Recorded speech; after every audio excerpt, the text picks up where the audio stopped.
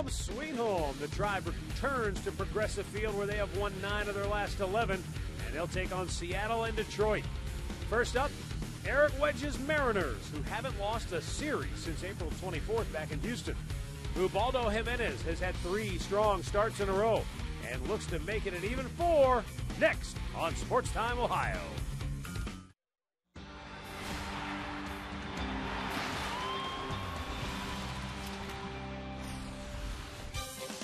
Back home at Progressive Field as the Indians open a 4-game series against the Seattle Mariners.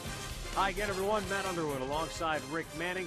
Tribe opens a series tonight with Ubaldo Jimenez on the mound, and Ubaldo Jimenez has now done something that he has not done since the Indians traded for him back in 2011. He's won 3 starts in a row.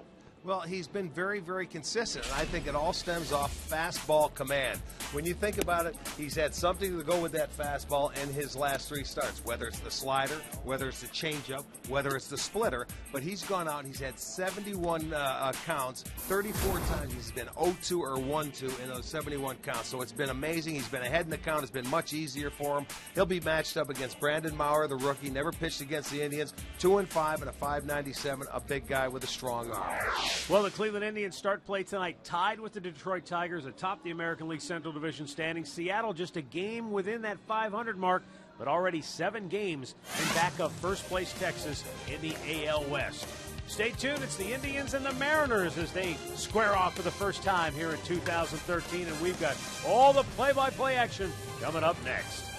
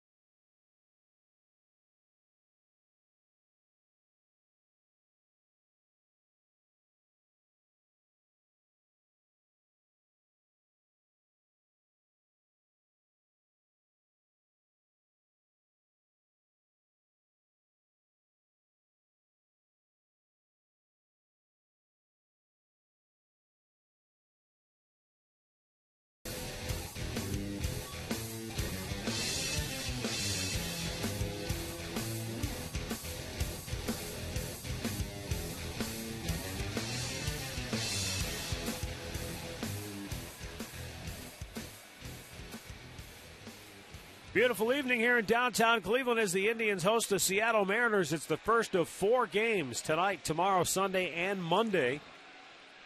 Seattle playing pretty good baseball. They come in with a mark of 20-21, but as I mentioned in the open there. Even though they're in second place, they're still 7 games back at Texas.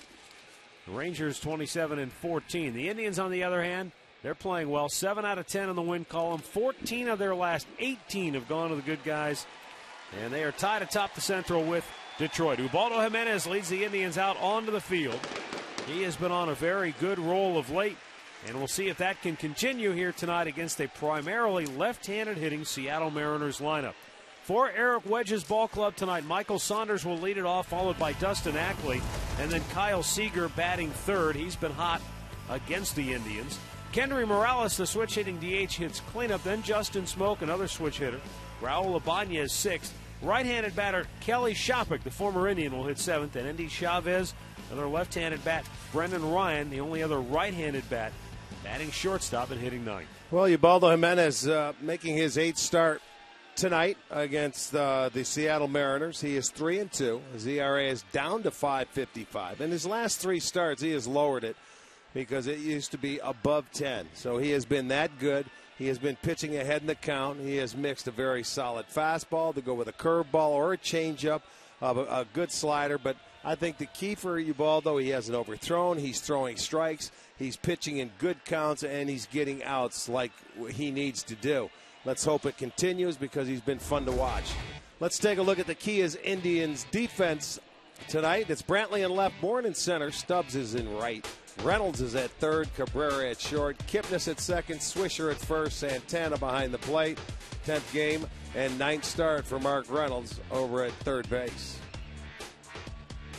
Tim Timmons will call the balls and strikes. Mike Winters is at first base, Mark Wegner at second, and Laz Diaz down at third. So we're ready to go as Ubaldo Jimenez will face Michael Saunders to start the game here tonight. Indians enjoying a day off yesterday. They're now 20 games and 20 nights. We're underway. The pitch is up high for ball one.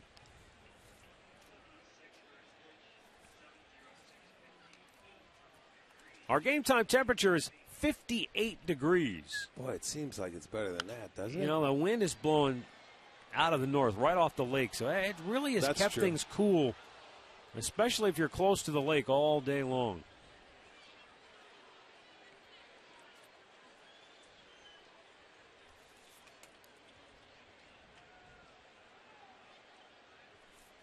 Jimenez with a 1-1. Down low with it. 2 balls and a strike. Saunders, a .262 hitter with 4 homers, a dozen runs batted in on the year.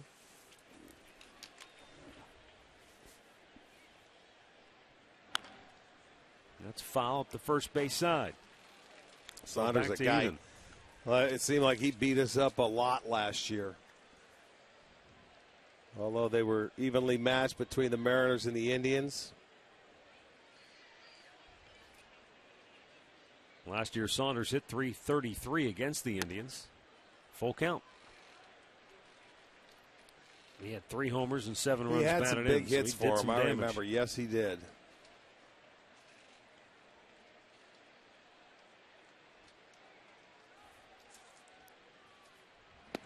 Take strike 3 called. So Jimenez gets Saunders for out number 1.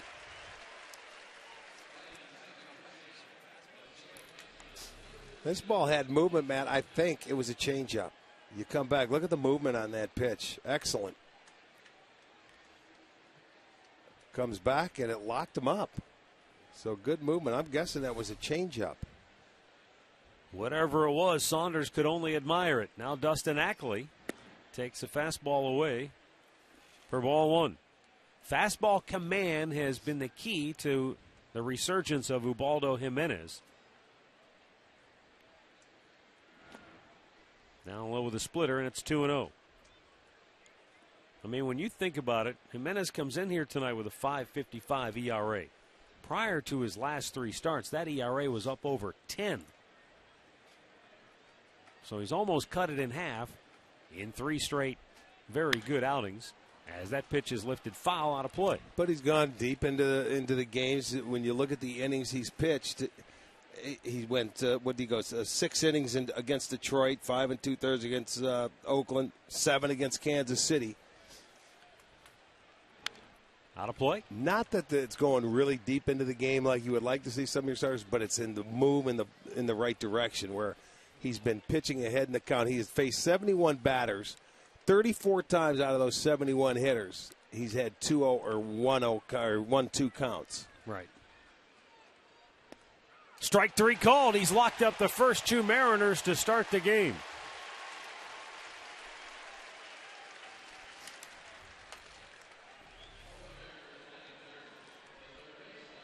That just looked like a two-seam fastball. That was a dart right there. Throw it down, away, watch the ball go. Boom, right there. Nice fastball. Rick, we talked about Corey Kluber and the success he has when he gets ahead as opposed to falling behind. The 1-1 counts for Kluber was, staggering difference for him. And for Jimenez, that really seems to be the key to his resurgence here, getting ahead with his fastball, then able to throw the curveball in the splitter. Well, that's exactly what he got Kluber to do. Mickey Callaway did in his last start. Use your fastball more, man. Get away from the cutters. Get the hitters, because essentially what that does, it makes an 88-mile-an-hour pitch, which is a very hittable pitch because the hitters are looking for that. He's got a good two-seam fastball he stayed with. Jimenez is coming back using his fastball. It's telling pitchers, hey, use your best pitch and go off of that. It's really basic baseball, but for whatever reason, they're listening. Kyle Seager down in the count 0-2. A little bit high with the heater. Crowd still filing into Progressive Field on this Friday evening. Lower bowl looks like it's close to filled up. Fans filing into the upper deck tonight. 1-2 pitch. Outside, he missed with it. 2-2 the count.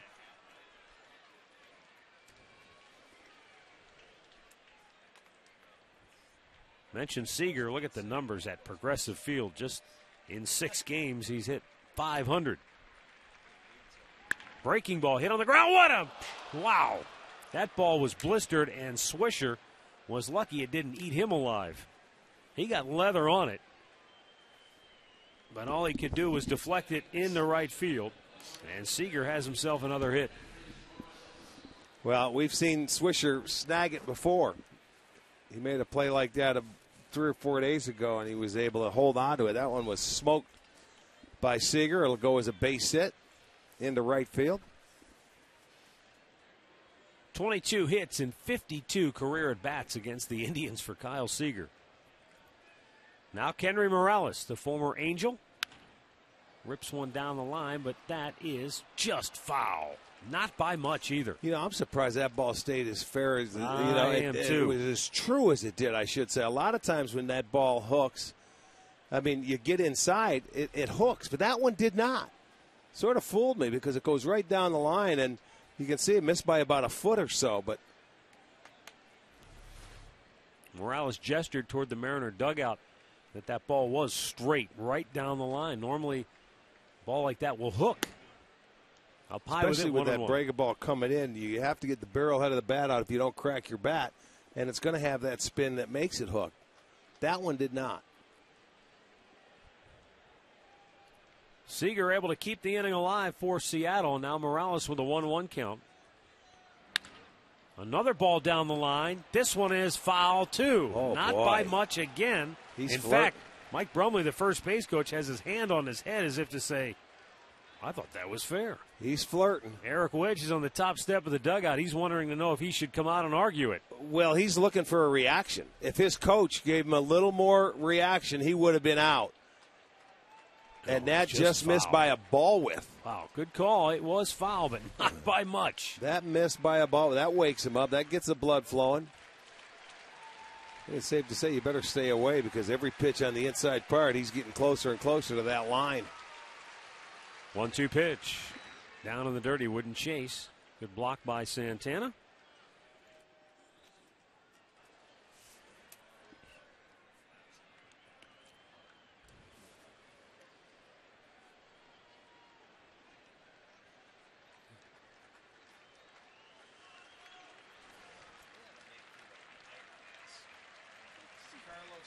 There we go now with a 2-2 pitch. And it's low, full count.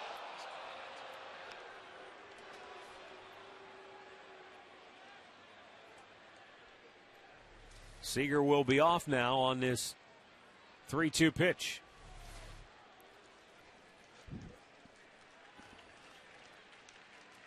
The payoff, right back to him, and he's got it in his glove to end the inning. Hit it off the end of the bat, but Jimenez able to glove it to retire the side. Mariners do not score. Indians coming to bat.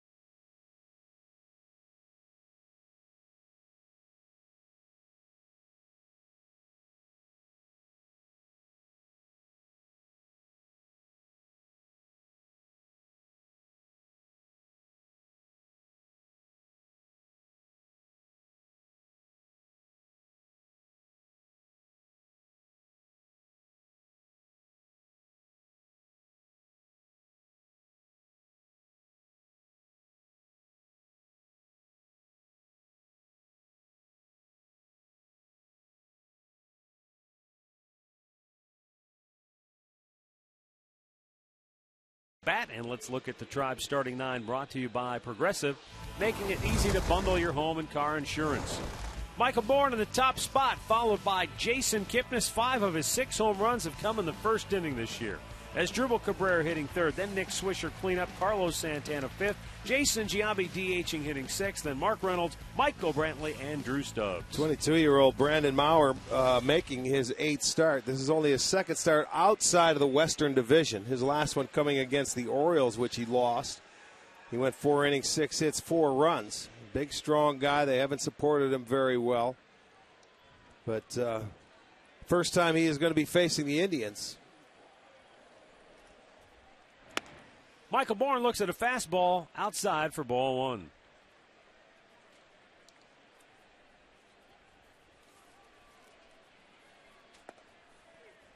Call to strike just over the outside corner.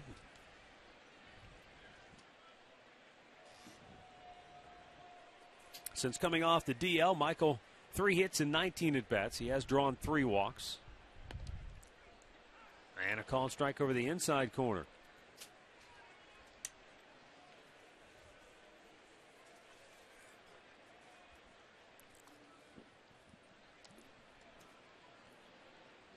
Swung on and missed. He really moved the ball in and out well on Bourne to record the strikeout. Well, back on Wednesday in Philadelphia, Jason Kipnis had a good day at the dish. Going the other way a couple of times for doubles. One right off the end of the bat. And then his first home run of the year that wasn't in the first inning. An 8th inning 3-run smash that put it out of reach for the Tribe. Great clips. It's going to be great. Told Ty Van Berkeley, he said, look, I figured I didn't want to get hit my first at-bat so we could get a couple of them. He ended up getting 3 after making an out in his first at-bat. But that was a loud out, too. He drove it to the warning track just to the left of straightaway center field. 1 ball, 1 strike. But as a hitter, you still say it was an out. You know? Yeah, that's right. If you blooped one in, you would have said, I had 4 hits. You don't care about how hard it was hit. Missed inside with it. 2-1 to count. Now he's been on a hot streak here in the month of May, driving in 16 runs. Only Justin Morneau has pushed more across. He's second on the team. He has 20 RBIs, and he started off the month of April. It was terrible.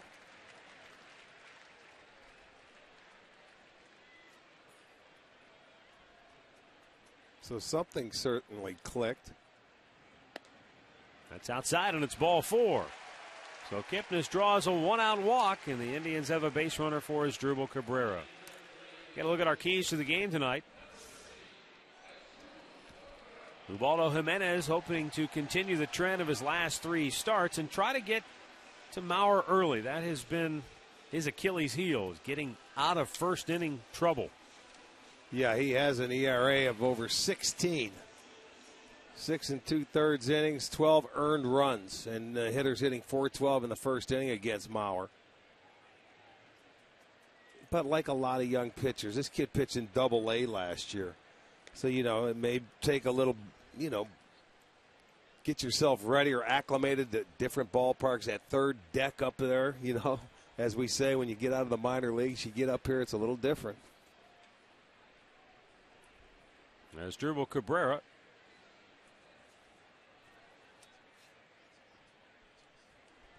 He went 3 for 8 in the 2-game set against Philadelphia. Drove in a couple of runs with a key 2-out hit. Number 3 hitters have had their way with him this season as well. Not this time. Double play ball. Ryan to Ackley on the smoke. That'll end the first. No score after 1.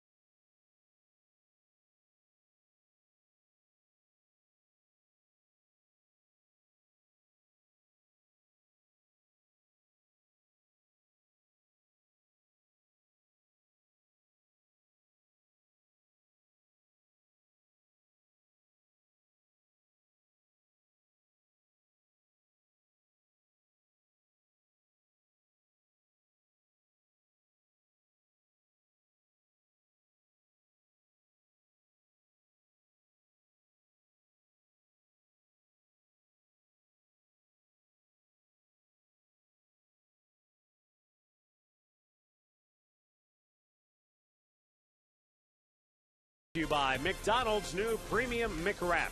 Try one today. And by Kia.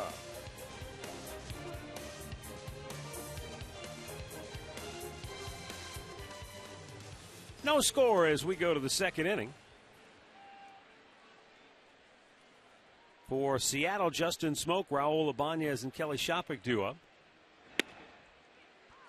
Smoke moved up then the lineup earlier today. There was a scratch. Michael Morse was in the original lineup, and then they changed it, half an hour before game time? Yeah. Now about an hour, actually. It was closer to an hour before the game. Michael Morse, you wonder, and this happens to players sometimes, they said eye irritation. You wonder, did he have something in his eye and maybe inadvertently had a batting glove on with a little pine tar on it and went to rub it? You never know what could happen. Well, they take a big bat out of that lineup, yeah. And, because he's been doing very well in the number 5 hole, and that's where Justin Smoke's sitting right now.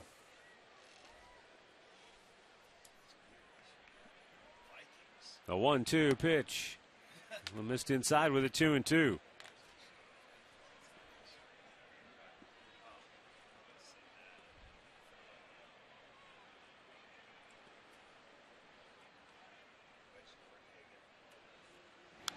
right back out of play. It stays 2 balls, 2 strikes. I don't know anybody who can grow a beard faster than Eric Wedge. He's like a chia pet. You just throw some water on that thing and boom. He can look like Santa Claus in 2 weeks. Yeah, he shaved yesterday before the game at Yankee Stadium. Here's the 2-2. That's lifted foul down the line and out of play.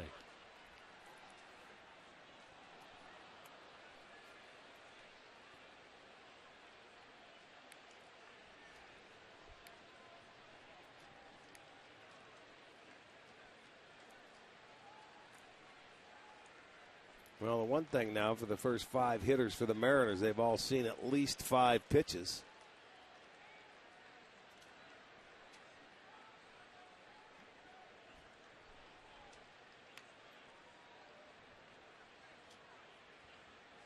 Two and two the count as Jimenez shakes him off a few times. Now he delivers. Strikes him out. Third K for Jimenez. 1 down here in the second.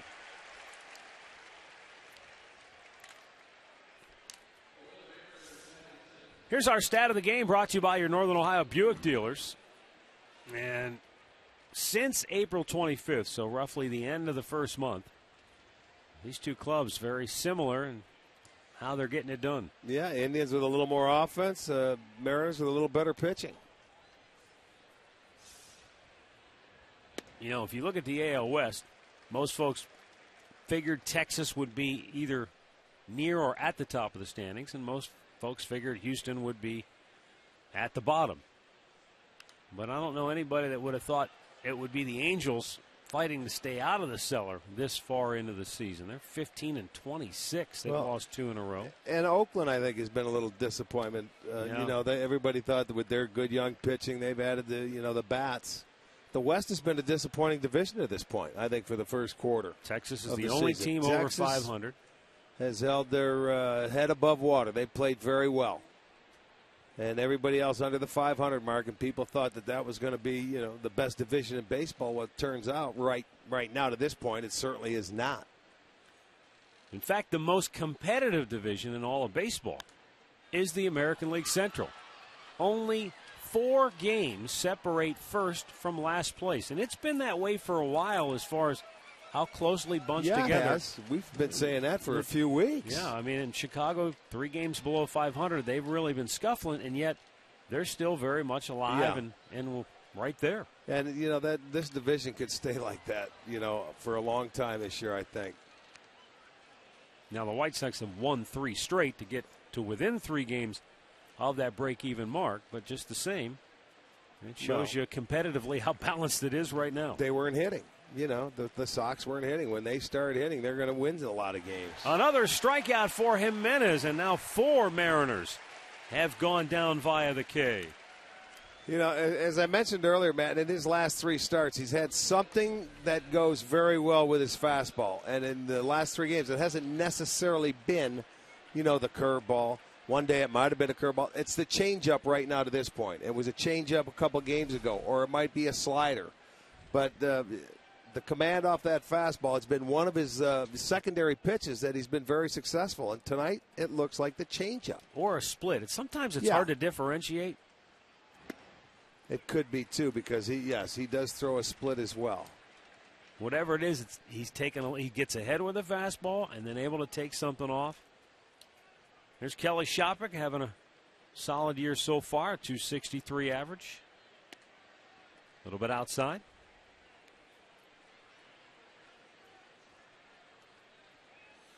Shopik in 18 starts has a hit in 11 of those games.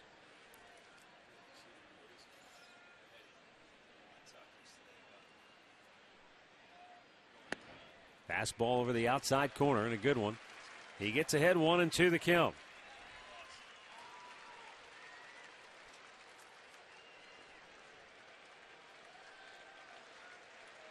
Ubaldo struck out the first 2 in the first inning, but Kyle Seager kept the inning alive with a base hit. Now after punching out the first 2 here in the second, the 1-2 to Shopik, and he strikes him out to whiff the side. Jimenez punches out 3 in the second, still no score.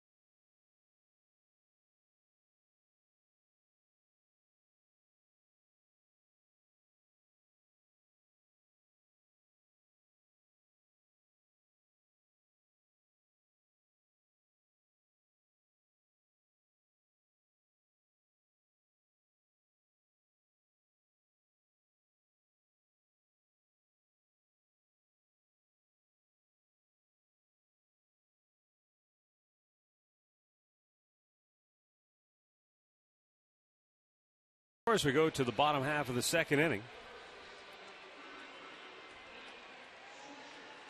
Nick Swisher, Carlos Santana, and Jason Giambi due up for the Indians.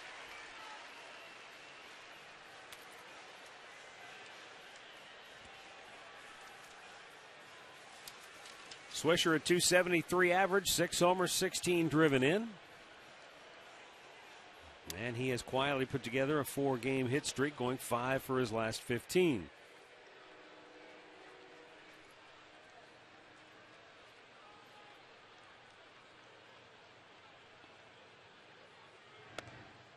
Outside for ball one. Maurer got a double play ball to get out of the first inning.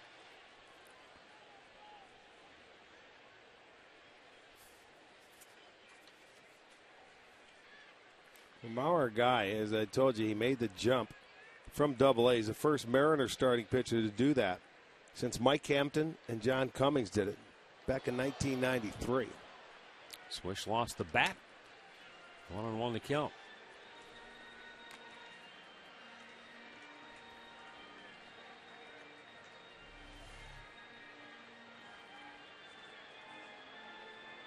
Well, at least that one didn't go up into the seats. That one at least went back behind the umpire and the catcher.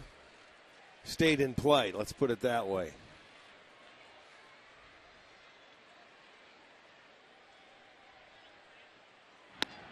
Well, Rick, you mentioned he made the jump from Double-A. He's also another study in how maybe unpredictable the draft can be. He was a 23rd round pick out of high school. And yet here he is, and the Mariners very high hopes for his future. A big kid. He's 6'5" with a great arm. You know, so that could lead to a lot of places if you have the patience with him. But the Seattle Mariners organization has some very good young pitchers in it. Outside, ball 4. Second walk issued by Maurer. The Indians get their leadoff man aboard. Well, that's right. We didn't set it. Let's check the Seattle defense behind Maurer tonight. They're rated third in the league. It's Ibanez, Saunders, and Chavez in the outfield. Seager, Ryan, Ackley, Smoke on the infield, and Shopping behind the plate. After the Mariners series with New York, Seattle had to reshuffle their bullpen. Hector Noesi, who threw 4 1/3 innings last night, was sent back to AAA because they needed some help. Danny Farquhar has been called up, 26-year-old. And he's got a 95-mile-an-hour fastball, so he'll be helping out of that Seattle bullpen tonight. Carlos Santana taking a strike as we look at the Firestone Complete Auto Care Extra Mile Index. Santana with a .588 slugging percentage, and you see teammate Mark Reynolds not far behind him.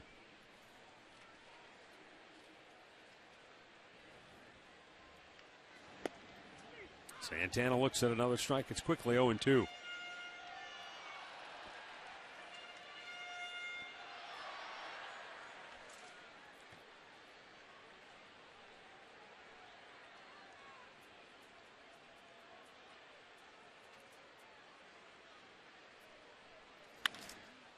Half swing, foul. Yeah, little emergency swing there. You know, on the season, Maurer averages about 16.5 pitches per inning. But his run support, you know, he has had 6 starts this year with 2 or less runs. And he got 3 games where he started, he had no run support. So offensively, on the days that he has pitched so far, he just hasn't had a whole lot of luck.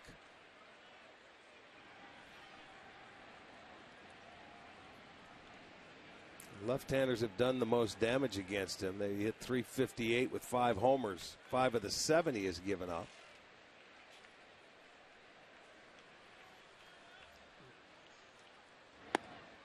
Just missing with the 2-strike pitch. Well, the one thing that gives you pause coming into tonight's game is the fact that the last 2 pitchers who have beaten the Indians go by the name of Pettibone and Nuno. Yeah, they haven't faced him before. So here's another young pitcher that the Indians don't really have. They have no track record. Well, what you can tell them is that he won Cy Young down in Double-A last year, and maybe they'll believe you. Santana chops it foul. They have had incredible success against pitchers who have the hardware and have the credentials this year. 6 out of 7, right, to this point. Yeah, the only guy to get him was Jake Peavy of Chicago. And they'll get another crack at him this year, and you know that. Jason Giambi waiting on deck as Santana tries to battle his way out of a hole here.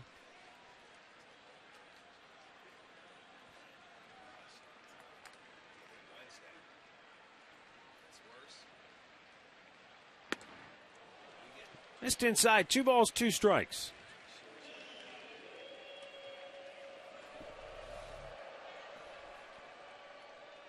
That ball started to come back a little bit, not quite enough.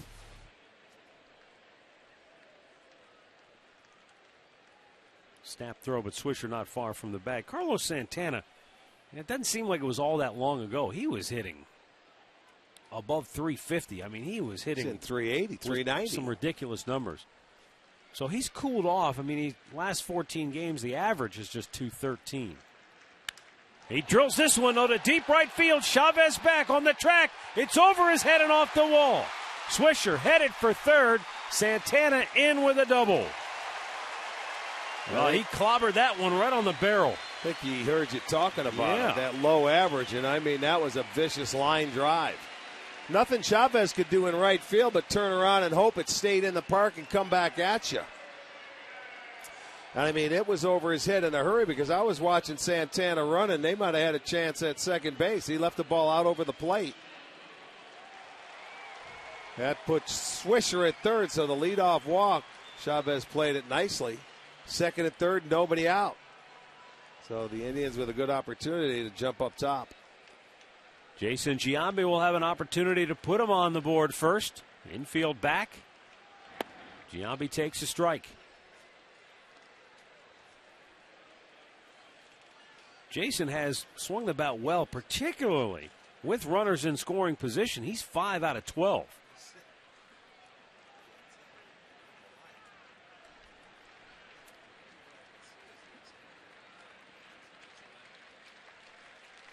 Not to mention Giambi, when he hits them, they usually carry. 5 out of his 9 hits have gone for extra bases, including 2 home runs. Took a little something off that time, and now it's 0-2.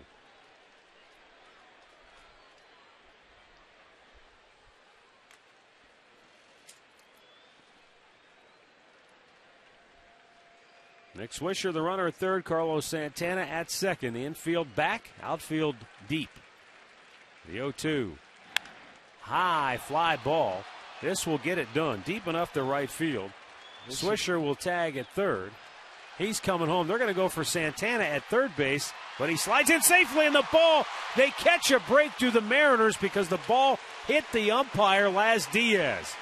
If it doesn't hit Diaz, perhaps Santana could have scored. Well, I'm not sure where the ball might have carried him to. I was watching. I'll tell you who did a beautiful job on this play was Raul Ibanez, because that was a great job because you can move both runners. But on the throw over there, it's going to hit Santana.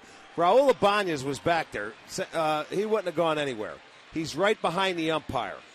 You may not get him in your screen. It hits him in the chest, but right behind there trailing. There he comes into your picture. Yeah. He was hustling from left field on that throw from right field. So there's always a job to be done. And this guy's in his late 30s, and he's still in position for it. That was a good hustle play on his part. Giambi gets the job done, though, getting that run home from third. His 12th RBI gives the Indians a 1-0 lead, and now the Mariners bring the infield in with Santana at third and Mark Reynolds at the plate. Reynolds, 34 runs batted in on the year, and a chance now to make it a 2-0 game if he can get a ball in the air to the outfield. Ground ball won't get it done if it's hit at an infielder. 2-0 the count.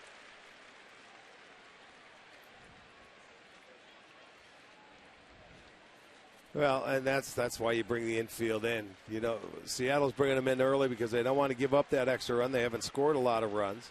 But you take the chance. Reynolds is a swing and miss guy, and he hits a lot of balls in the air as well. So you take the chance that he's going to hit one on the ground. He might not get one to hit here. Well, that's fine. Then you bring up a guy that's got a very good eye and puts the ball in play. Reynolds 34 runs batted in, third best in the American League. Only Miguel Cabrera and Chris Davis of Baltimore have driven in more. The 3-0 is hit right at the shortstop. And that can't get the run home, so now there are 2 down. The Reynolds thought he had a pitch to really mash on the 3-0, and instead he topped it into the ground. Well, green light was there, and you know, you zone in. He felt he had a pitch to hit, and he beat it right in the ground.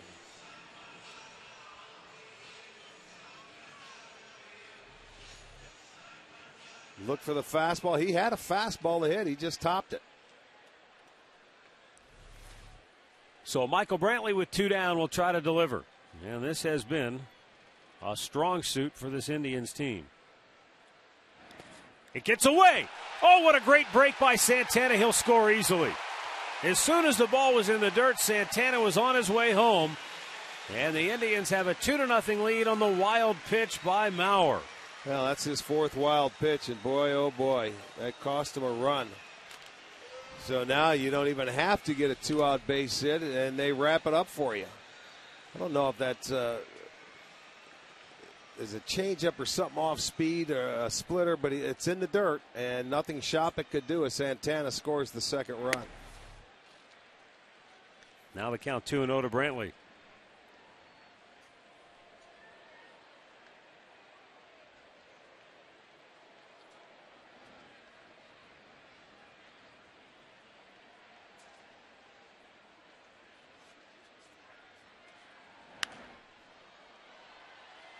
Not a play.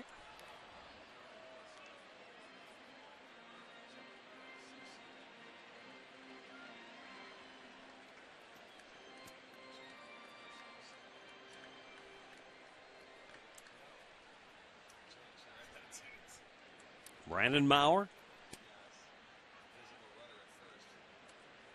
ready with the 2-1 pitch. There's a strike call to even it up.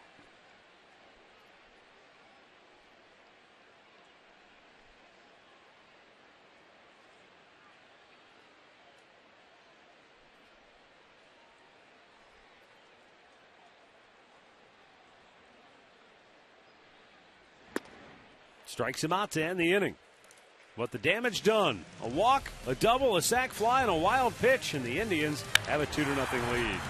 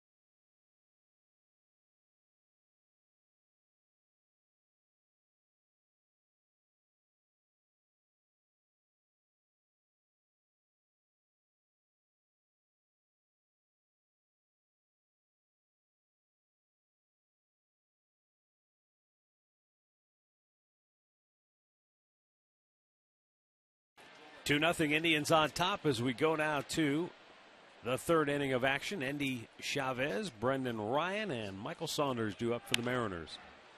And Chavez lines a base hit into center field. 2nd hit for Seattle. Leadoff man aboard for the Mariners. Well, sure. A guy that's not supposed to start steps right up, sees one pitch, and gets a base hit. How often do you see that? All the time.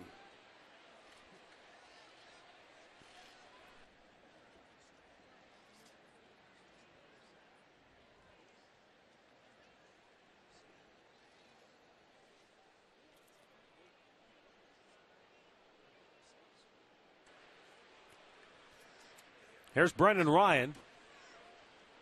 You can see there he has really been struggling offensively. Well, he's always been a light hitting shortstop, but I mean defensively the guy is a wizard. You know, he's all leather, but you got to bring some offense to the table. Well, he's hit in 3 straight games, 4 for his last 12. I wouldn't be surprised to start the runner here. And make it 5 for his last 13. So back-to-back singles, and the Mariners threatening to come right back here in the third now.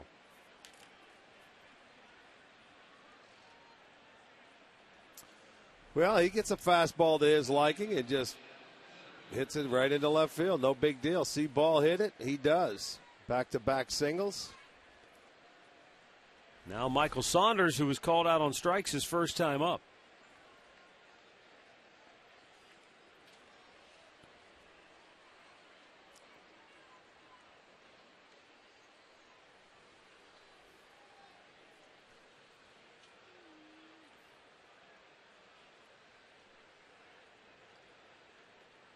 Saunders double play ball to Kipnis. He goes to Cabrera. Back to Swisher. They turn 2. Chavez moves to third. That is huge for Jimenez. You know, I don't know if they felt like they should get aggressive now with Jimenez because he's been throwing a lot of strikes, because that's the 4th pitch of the inning. They have 2 singles, but they have 2 outs now on that ground ball double play. So he went over and tried to pull a pitch away and hit it right at Kipnis. They turned the double play, just what they needed.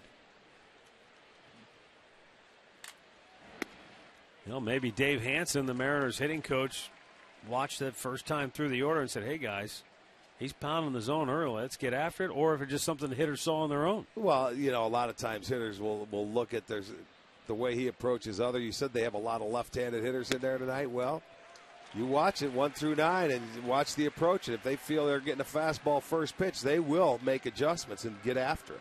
Ackley taking its 0-2. The pitch.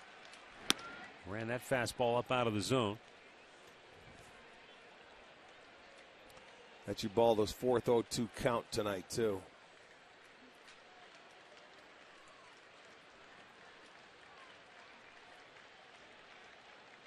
Now the 1-2. Breaking ball hit on the ground to Kipnis again. Good job. Waits back on it. Throws him out. An 8-pitch third inning. Jimenez gets out of it after the Mariners got 2 singles to start it. 2-0 Cleveland.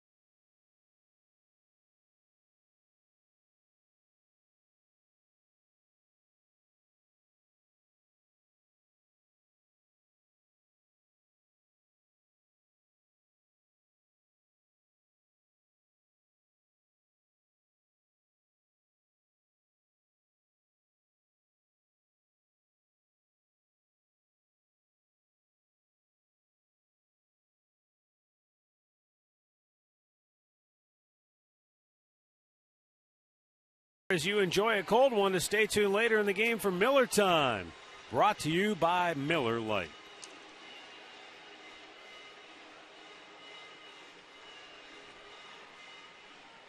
Drew Stubbs will lead off the home half of the third inning. Well, the Mariners got those back-to-back hits to open the top half of the inning, but they do not score, and it brought to mind something that I'd read earlier today. Seattle and Cleveland both have really thrived on the long ball this year. Now, the Indians have done more so than Seattle, but when you look at it, the Mariners have scored a higher percentage of their runs via the homer than any other team. Yeah. Swing and a miss by Stubbs. The Indians, second most, almost 43% of their runs have come on the homer.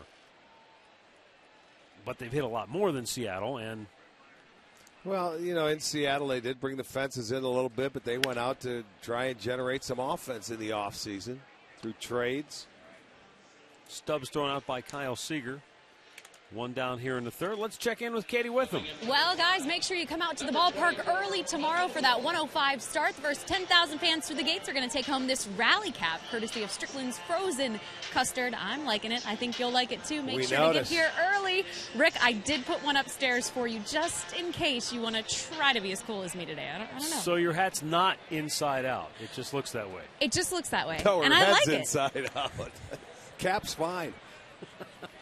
Michael Bourne bunts one foul. Bourne, a strikeout victim his first time up. One down here in the third. Going to be a great weekend here at the ballpark.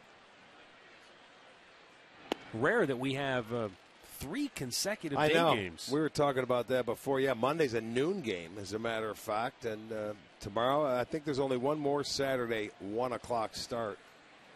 Almost got him, pushed him back off the plate. School's almost out for the summer. Getting there, huh? Down to the last 2 weeks in my neck of the neighborhood. Yeah, that's about around Ohio, I would think.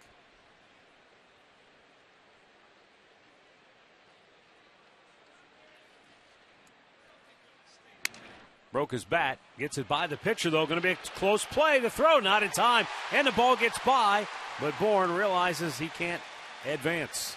Well, one of those plays for Ackley where you got a barehanded. Bourne, he was jammed, and once it got by the pitcher, you know, and he was on a full sprint. That's why he picked the ball up going by it, but he couldn't stop to go to second base.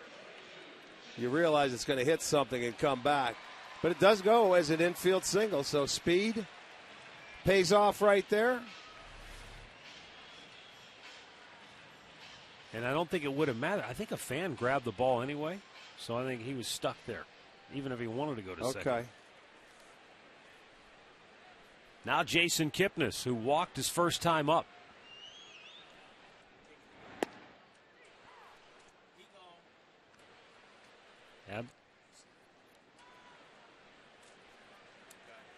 Jason Kipnis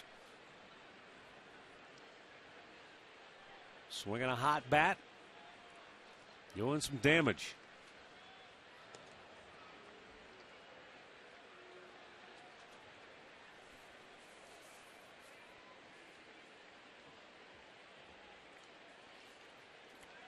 Not only has he been driving them in, but he's been getting on, so he's been scoring them as well.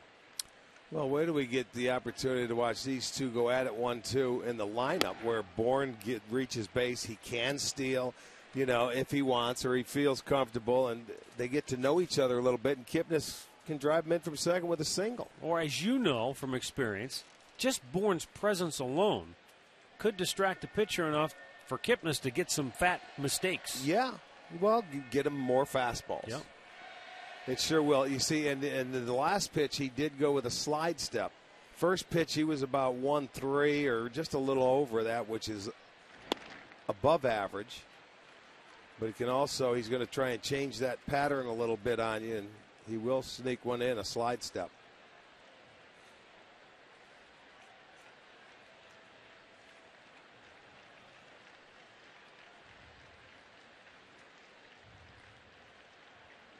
Two-one is right there, outside part of the plate. 2 balls, 2 strikes. One down here in the third. We talked to Michael Bourne in spring training, and he says, look, I don't want these guys to take any pitches. You know, you go ahead, you go hit. He doesn't want you to take pitches for him. He'll get them if it needs it. You get a pitch to your liking and get after it. That's even more important. Slowly chopped to the mound. Mauer's throw to second. They get one there, but they cannot turn 2. That's a good play by Mauer, albeit potentially a risky one, but he made a good, strong throw to erase Bourne. 2 down. Let's take a look at our trivia question tonight, brought to you by AT&T. 2 of the first 5 players to reach 3,000 hits did so with the Indians. Who are those 2?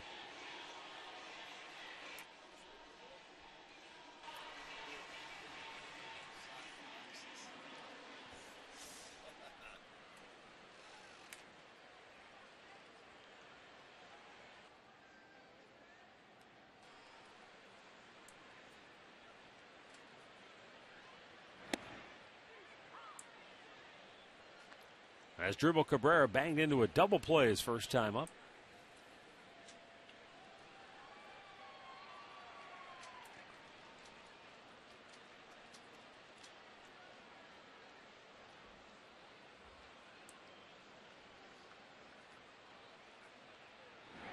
Way outside, good stab by Shopik.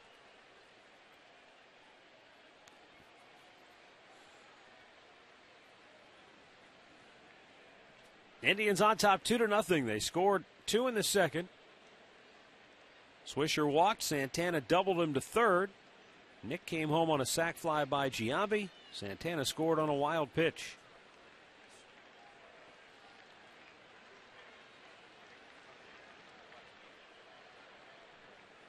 Jason Kipnis will take off on you. He has 7 stolen bases to lead the team.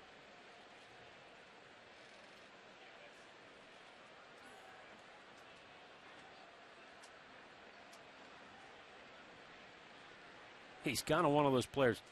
He doesn't like standing still. He wants to move on to the next base every time, whether he's at first or second or third. Well, sometimes when there's 2 outs, you let this guy have an opportunity to either find that hole. If he gets to 2 strikes and he gets buried in the count, you can go ahead and try. There he goes.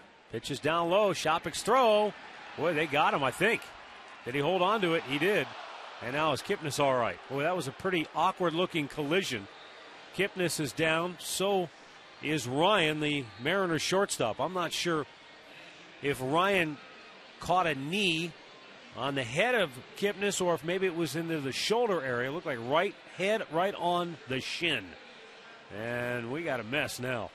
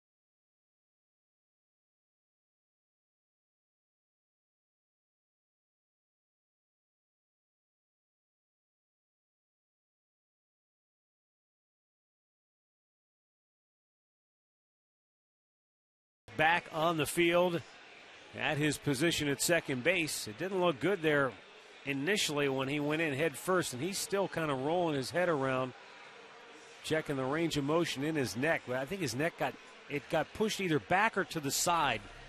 Watch it again here when he goes into the leg head first. Well, you come down, and it's sort of tilted. His head was turned, and he jammed his leg, and then Ryan took the brunt of it. He's got that, as he did make the tag. But Kipnis' head was turned a little bit.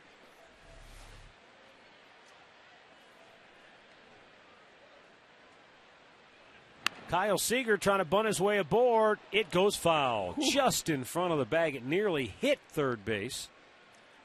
I'll tell you what, that barely missed it. Reynolds would not have had a play, so that was a pretty good idea. Seager hit a bullet to right field, line drive past Swisher last time, but this one bunted hard. You can see where Reynolds is coming from. Again, that shift is over, and early in the count sometimes you have to stay put. I tell you what, if that ball had gone over the bag, it might have been a double because it was bunted so hard. He's back a lot closer to third base now until he gets the 2 strikes, I would imagine. Fouls it back. Now he can go back. 0-2 the count.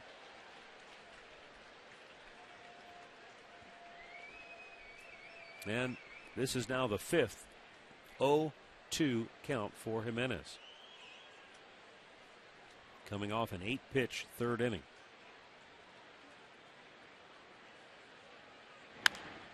Fouled away.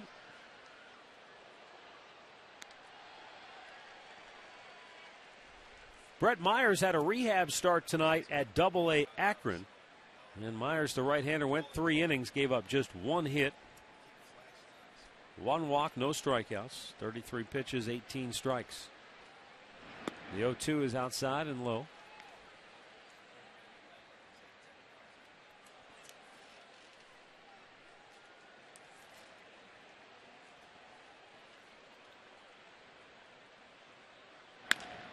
Chopper in the hole. Swisher flags this one down from his knees, throws a strike. And there is 1 gone here in the 4th on a terrific play at first by Nick Swisher. Well, 1 for 2 now. Seager got one past Swisher at first. This time Swisher gets him and snags it. It's going to be our McDonald's. I'm loving it. The first one hit much harder. That one was on the high hop. But I'll tell you, Swisher does a nice thing is when he's down the ground and flipping that ball to first base to the pitchers, he does a nice job of leading them to the base. There you go. I got you. Look at it. I got him this time. Now here's Kendry Morales. Good at bat his first time up. He worked the count, and then he ended up lining a pitch right back to Jimenez, who made the catch. That's after just missing the first baseline 2 times. Twice, yeah, you're right. Taking again 2-0 the count.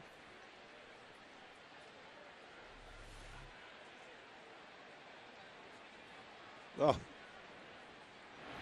That is drilled deep and gone. Whoa. A second deck shot for Kendry Morales. His 5th home run of the year. Give him 19 runs batted in. And the Indians lead cut in half at 2-1.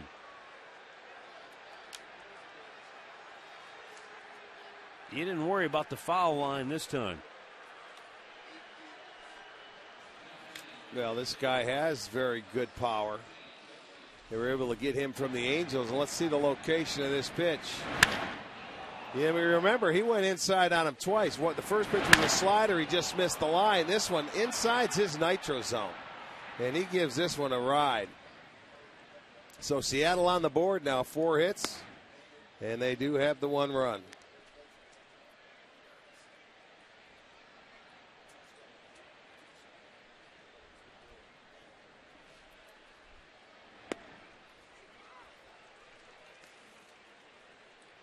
.46th home run of the year for Seattle.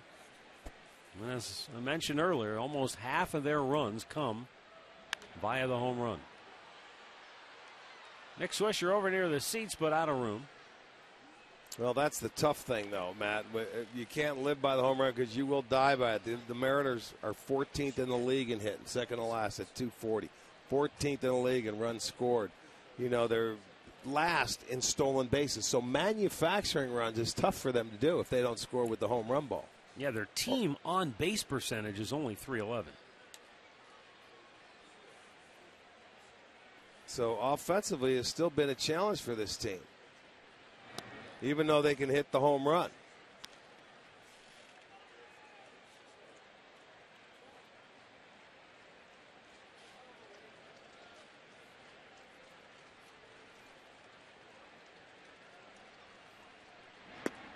There's strike 3 called.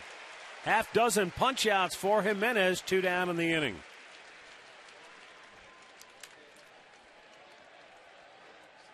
Our injury report brought to you by Elk & Elk, serious lawyers for serious injuries. Call 1-800-ELK-OHIO. That's a tough blow for the Tampa Bay Rays, even though Price has been struggling this year in 9 starts, an ERA of over 5, and he's down with a left tricep strain. First time he's been on the DL. Tampa Bay started the day 20-20, right at the break-even mark, 4.5 back of New York. Right back up the middle. It ticked off the glove of Jimenez, but it's Ibanez who has a base hit. 5th hit of the night for Seattle, and the inning stays alive.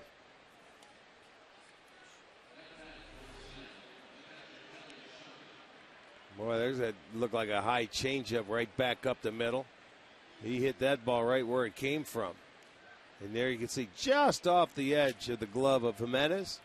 So Ibanez with a 2-out hit. 5 hits now for the Mariners. Kelly Shoppach struck out his first time up.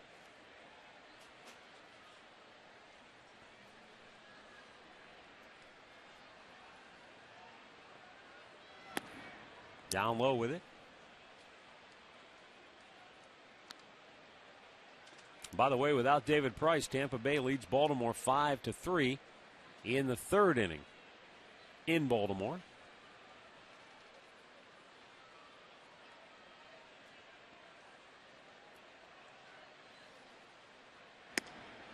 A little bit outside, 2-0.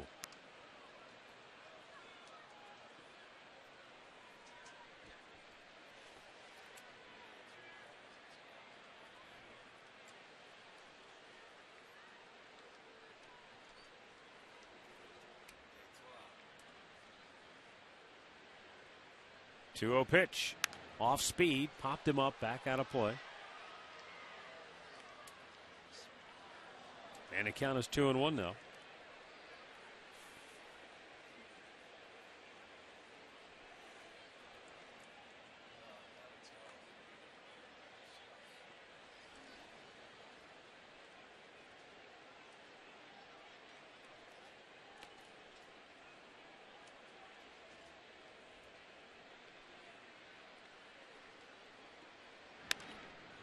Popped up again, foul, and out of play. And now back to even at 2-2.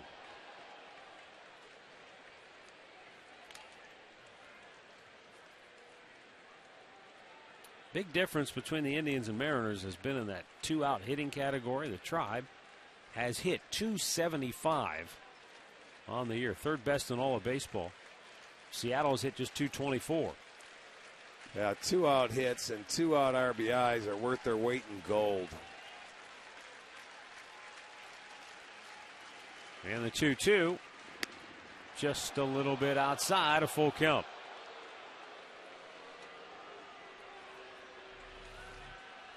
Tries to make a perfect pitch with the breaking ball, and Shoppach doesn't offer at it. So Ibanez will get a head start at first now.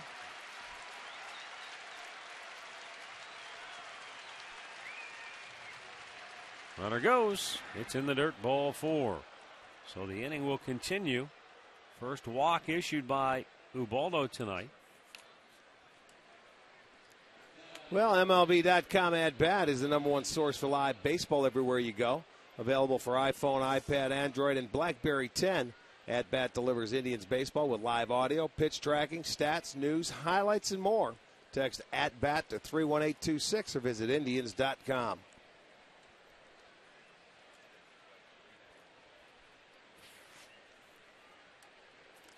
Mickey Callaway surveys the situation. Jimenez with 2 base runners, 2 down. Andy Chavez singled right up the middle his first time up. Takes low, ball 1.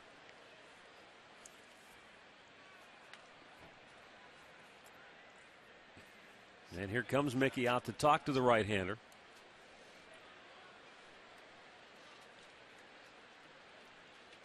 Seattle has not had much success in these situations. I mentioned as a team, they're hitting .224 with 2 outs on the year. Well, when they have a runner in scoring position and there are 2 outs, that average dips all the way to 167. But they've got Andy Chavez up here right now, and he wasn't even in the original starting lineup, but pressed into action when Michael Morse was scratched with an eye irritation.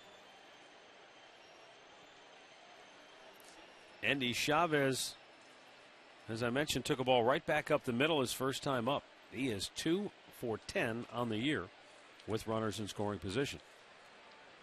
Swing and a miss, 1-1 to count. Comes back with a nice slider. You know, a lot of times hitters think after that pitching coach or manager makes a stop to the mound that he's going to come back and throw me a nice heater. Well, he didn't. He threw him a good slider that he swings through. And the 1-1. There's the good fastball. Located well, I might add. Pounded in, 1-2. I think that's exactly what Mickey told him. All right, let's go. Throw that breaking ball for a strike and locate the heater. And the 1-2 pitch. Well, grounded towards second. Kipnis fields, fires, got him. And the inning is over. Mariners get on the board with a home run, but they strand a pair. Middle of the 4th, 2-1 Cleveland.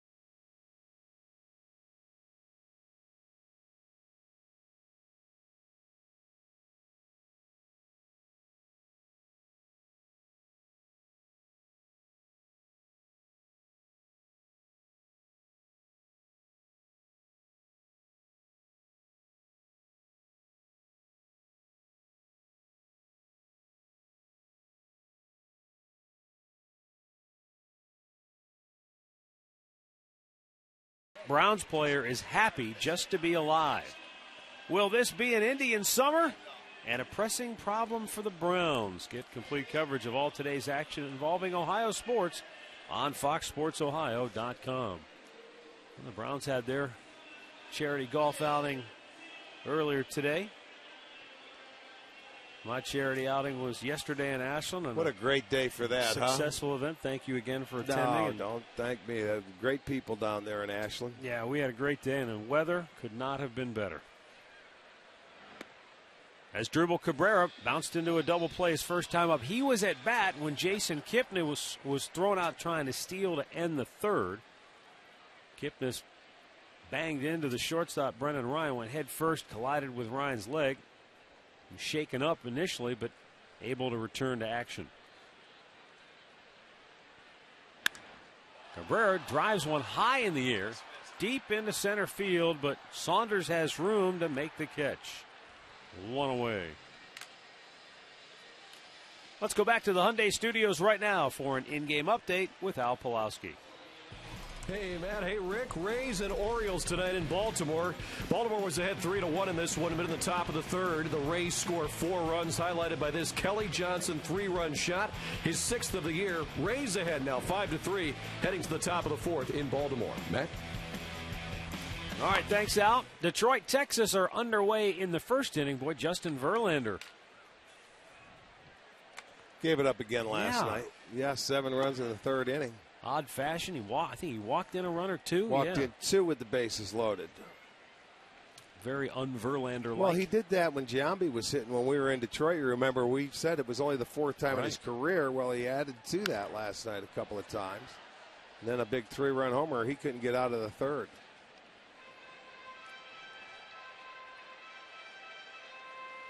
Well, we'll get him, I think, on Wednesday because they will end. Detroit comes in for a short 2-game series to end this homestand after Seattle's here for 4. And I think it's going to be Scherzer and Verlander, the same 2 we had up there in the first 2 games of that series. Meanwhile, in that same game, Darvish threw 130 pitches. And Ron Washington was having to answer a lot of questions about the pitch count. Well, of course, you always do. Down in the dirt. Did he go? He did go. Swisher hustling to first, but is thrown out after Shopik alertly pounced on the ball and threw down to first. So 2 away. Third strikeout for Mauer. I think Swisher knew he had chased after it, so that's why he immediately took off.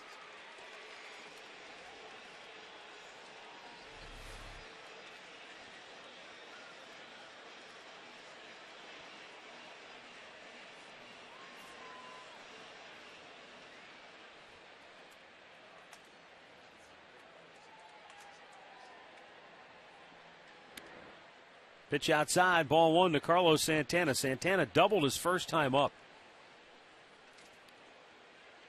Sent one to deep right field over the head of Endy Chavez.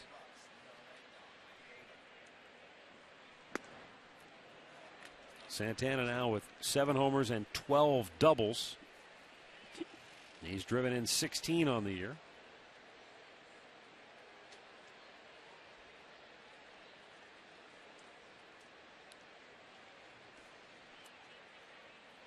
In addition to David Price going on the DL, the Yankees put Andy Pettitte on the disabled list as well.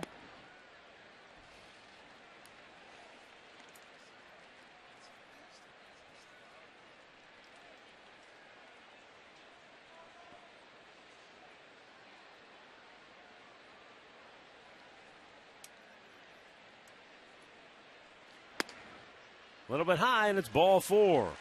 Carlos walks on 4 pitches to keep the inning alive now for Jason Giambi. Well, tonight is Dollar Dog Night. There's a very good crowd, and I think they've already sold 40,000 of them. So the next Dollar Dog Night will take place May 31st when the Tribe will take on the Tampa Bay Rays. So you can load up on hot dogs all night long like they're doing tonight. No telling what they're going to sell before the end of the night. So come on out. May 31st, Tampa Bay Rays in town.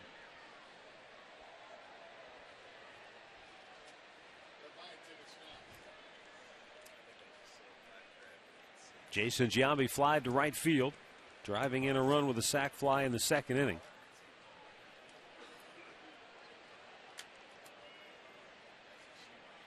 How about the new president of the Houston Astros? Yeah, Nolan Ryan's son. Yep, I saw that. And they were quick to say this is not just because of his last name, but he's a very sharp businessman. He's got his work cut out for him, obviously. Yes, he does. Well, you know, the kid grew up down there after Nolan pitching there, so yep. Who knows? Jason Giambi, he just missed driving one out of here his first time up.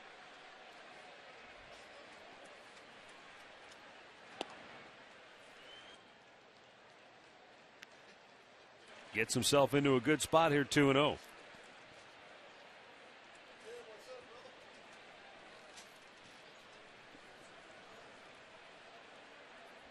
with Santana at first and 2 down in the fourth. Indians leading at 2-1.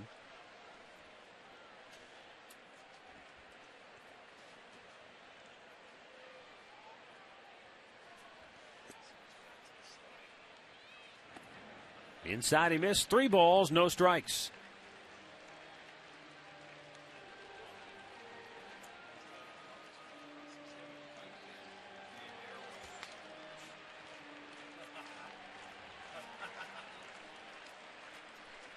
Mark Reynolds waiting next.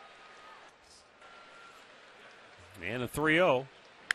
Giambi pops it up, back out of play.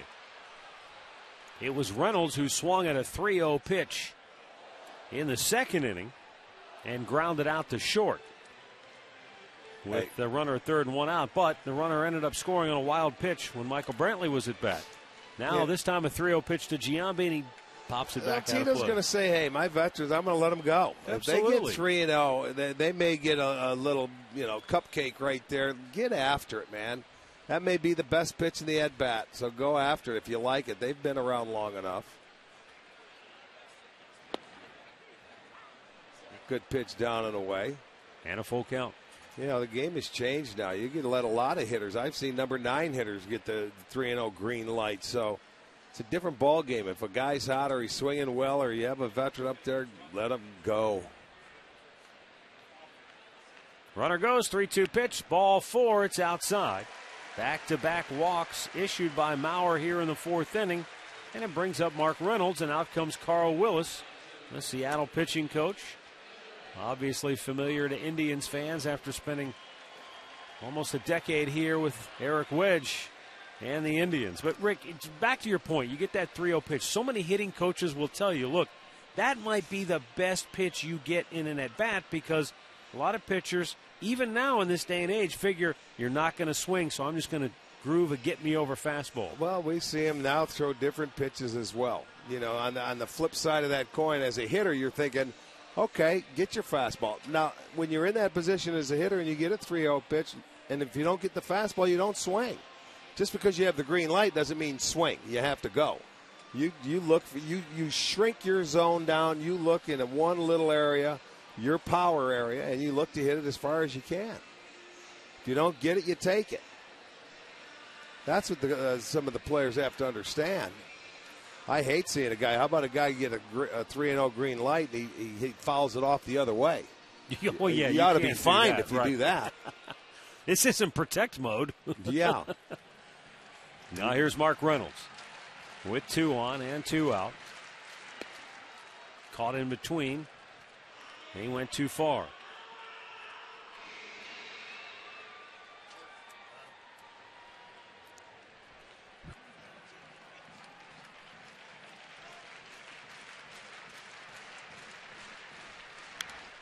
Fouled back. It's quickly 0-2.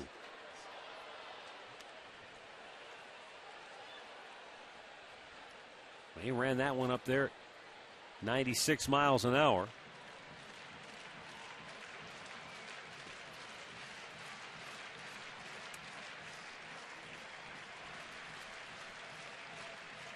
Santana, Giambi, the base runners. And he strikes him out to end the inning. 2 walks, 2 strikeouts, and after 4, it's the Indians 2, the Mariners 1.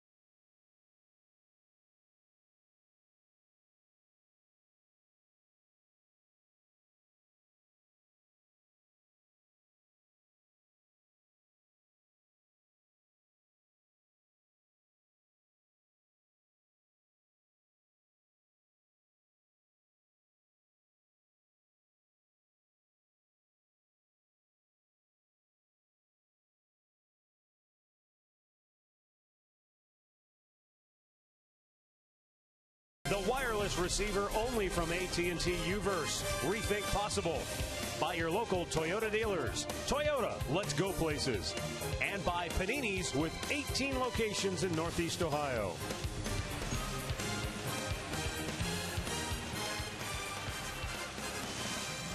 Gorgeous looking sunset over Lake Erie.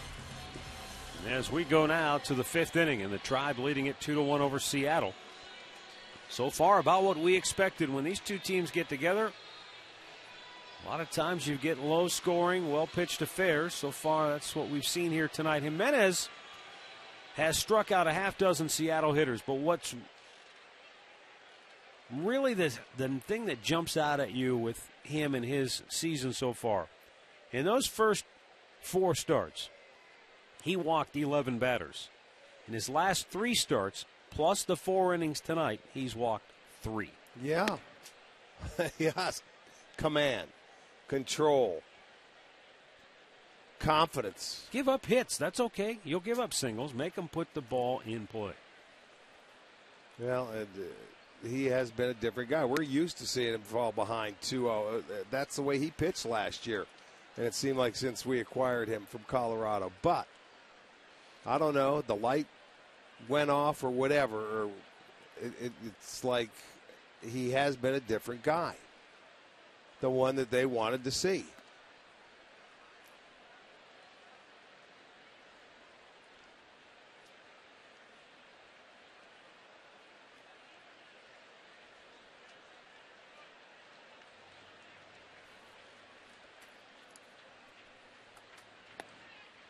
There's a called strike. And it evens the count of 2-2. Go-to pitch right there. Whenever you can throw that, when you're behind in the count, there's a good low fastball down at the knees and outer half of the plate. Why not? That's the pitch you go to. You don't have to mess around with off-speed pitches. Get yourself a strike, especially with this guy. Breaking ball hangs up. Full count.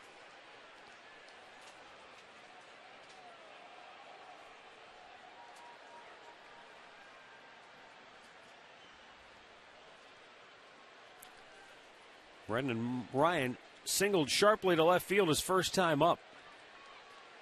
5 for his last 13. Swing and a miss. Jimenez strikes him out. That's 7 strikeouts now for the Indians right-hander.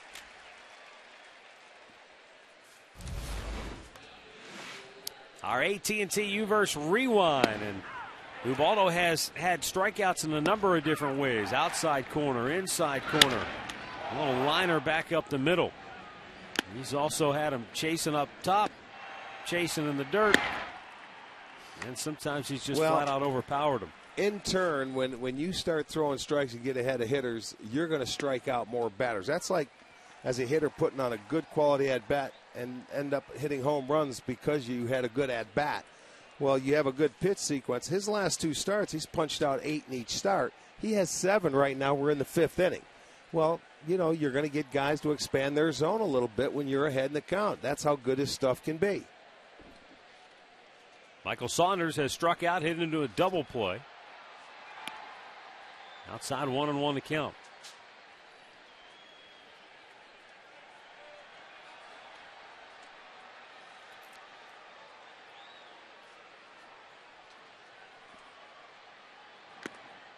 Threw it by him.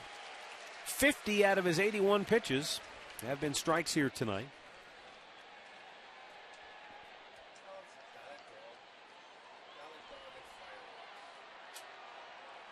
But it's still just a 1-run game at 2-1. Chased one in the dirt. Make it 8 strikeouts for Jimenez.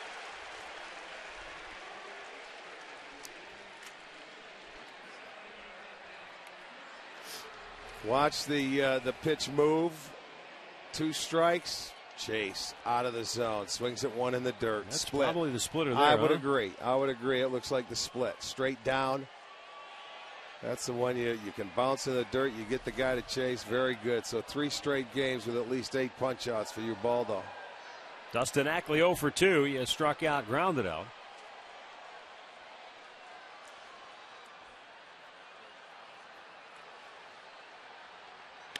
Liner to left, a base hit.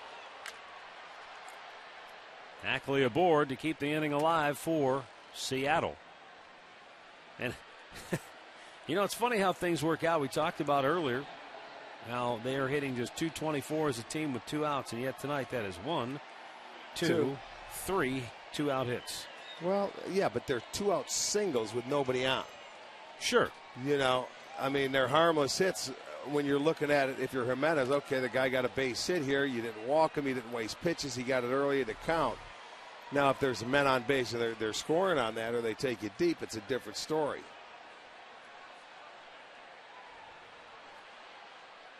You don't mind giving up 2-out base hits after you've retired the first 2. You've taken a lot of aggressiveness away from them.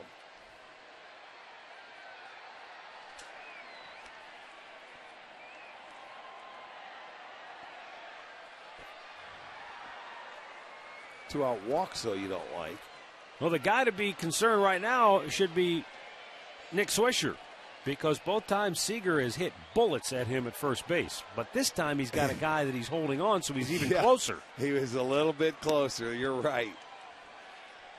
First time up, Seager bounced one past him, but the second time up, it was Swisher who made the great stop on him.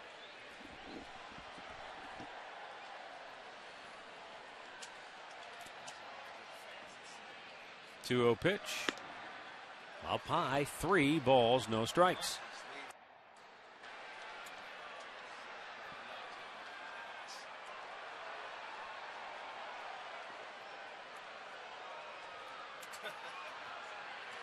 Runner goes on the 3-0, and it's called a strike, but Santana dropped the ball. Well, it didn't matter. He would have had it easily because 3-0, not a bad count to run on because the guy's trying to throw a strike.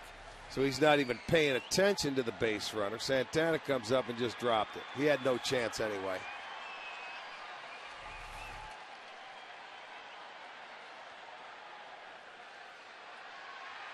I think we had a ball loose in the outfield, but Drew Stubbs has taken care of that in right. Now a 3-1 count for Seager with Kenry Morales waiting on deck, and he launched a long home run out of here his last time up. 3-1 pitch. Tops it foul. Full count.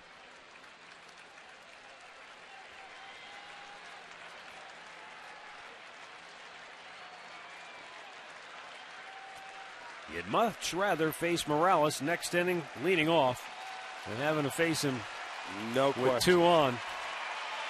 So Jimenez will probably be going right at Seager as this crowd tries to crank it up. And a big crowd on this Friday night. The 3-2 is, wow, called ball 4. Looked pretty good. So the inning stays alive. Well, let's look at this pitch on our Nissan pitch tracker. It's a backdoor breaking ball, and it was a good pitch. It didn't look like it missed by much, if it missed. A little breaking ball. Santana's trying to hold that pose for Tim Timmons. But it does not, goes by the wayside. Ball 4 goes as a walk. So first and second now with Morales, the hitter. Mickey Callaway's second trip to the mound. His first trip was productive because he came right back and struck the hitter out that he was facing at that time. But the last time Morales was up, he clobbered one. Second deck in right field.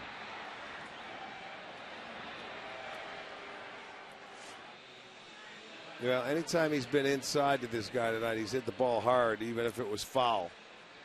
For the first 2 times.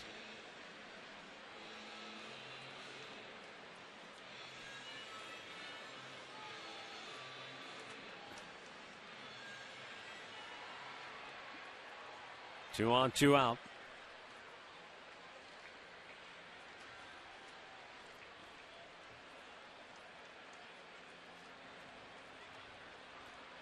They went after this guy for the Angels, who was switch hitting power guy. After they signed Hamilton and they figured they had enough offense, they traded Jason Vargas for him, a left-handed pitcher that Seattle had now in Anaheim. They were able to get the switch hitter, and they felt he'd give them a lot of offense, especially in that DH role. 2-0 the count, trying to get him to chase. But Morales, looks like he's got a pretty good eye. He doesn't seem to venture off the plate too much.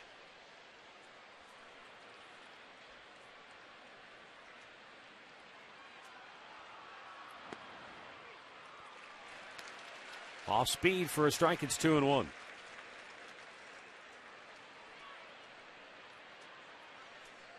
Well, he had a chance to get out of this one 1-2-3, but the single and then the walk have extended it. Oh, did he take a little something off, and Admiral is out in front of that one, 2-2.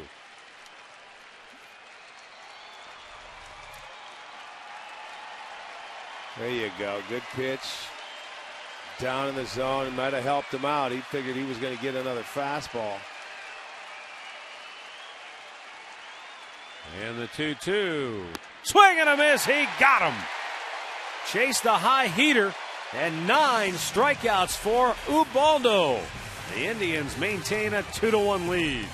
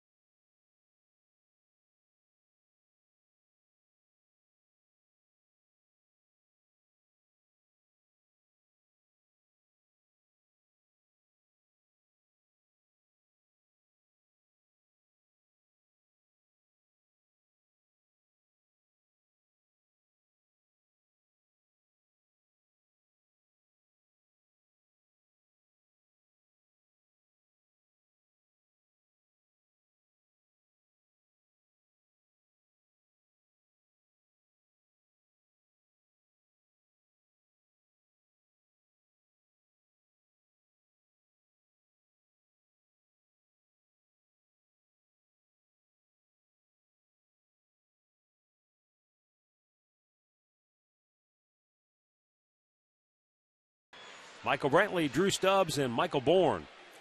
The Speed Demons due up for the Indians here in inning number 5.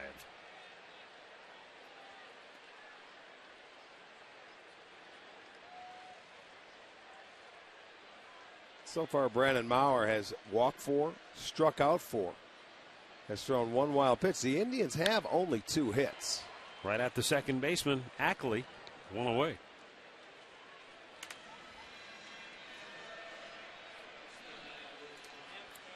Sports Time Ohio and the Indians are providing a great way to get your group to Progressive Field this summer. The Indians Fan Express. For more information on how you can get on board, call 216-420-HITS or log on to Indians.com.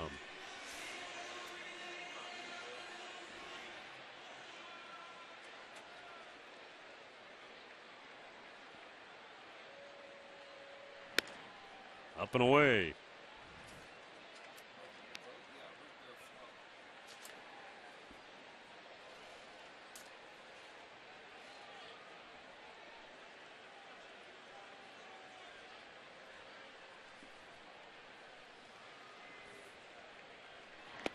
Stubbs takes breaking ball. For a strike, it's 1-1.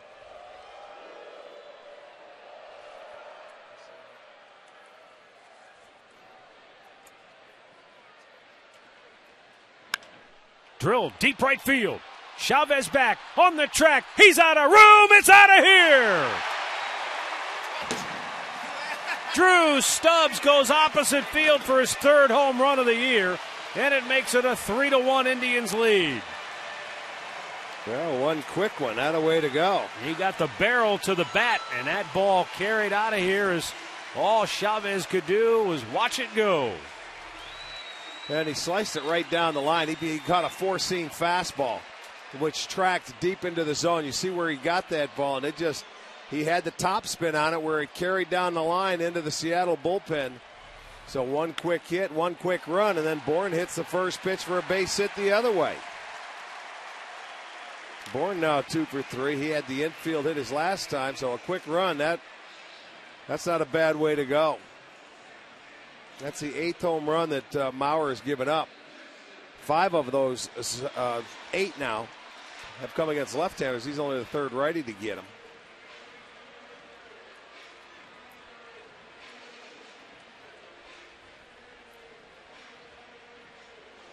Well, this has been that inning for the Indians all season long. Their 5th inning. They have mashed the ball, and they have 14 home runs. That's the best in all of baseball in the 5th inning. 41 runs scored, by far the most. More doubles, more extra base hits, highest team batting average. 5's their lucky number. Who knows why, yeah. Like we said before, the first inning you can kind of understand why a team might have success. That's the top of your order. The guys that you're counting on to, offensively. And pitchers aren't settled in yet. Yeah. Sometimes they give it up early. The 5th inning, who knows? We'd have to really delve into it to see, well, who's doing the damage? Is it the same guys all the time? Is it different players? Are pitches up more frequently in that 5th inning? Are pitchers reaching their threshold to where they start to get a little tired? I mean, there are probably a lot of different factors that go into it, but from a statistical standpoint, it has been a very productive inning through the first now 40 games of the year.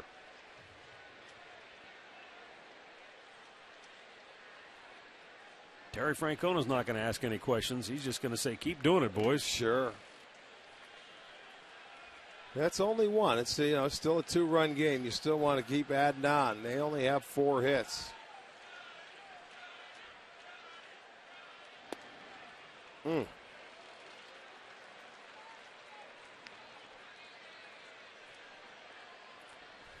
Looked like a little backdoor breaking ball that comes down, and that's probably the same pitch that Jimenez walked guy on 3-2, Seager. Same spot, down and away.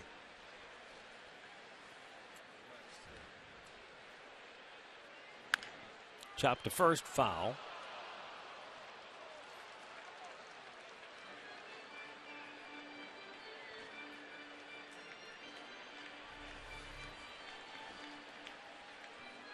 That's one that gets inside on him, and you catch a break because Smoke over there at first base just gets that ball on the foul side. So Kipnis lives for another swing.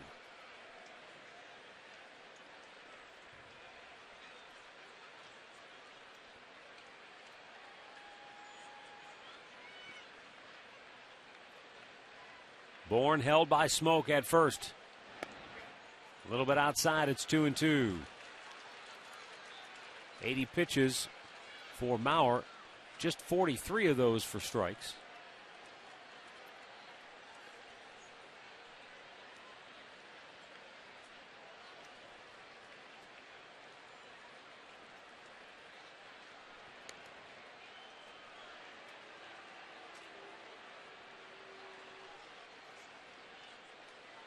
You see Brantley saying something to Mike Sarbaugh. You mean Michael Bourne. What'd I say? Brantley. Yeah, him too. There's a line drive base hit. Bourne hits second. He's going to hold right there.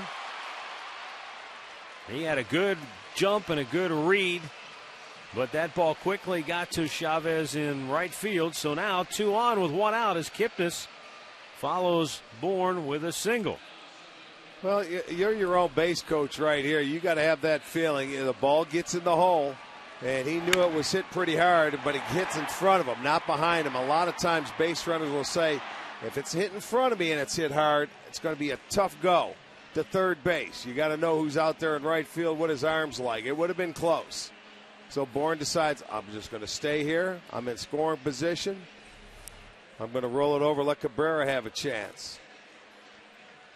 Well, his dribble is 0 for 2. Double play ball in the first. He was at the plate in the third when Jason Kipnis was caught trying to steal third to end that inning, then flied out, leading off the fourth.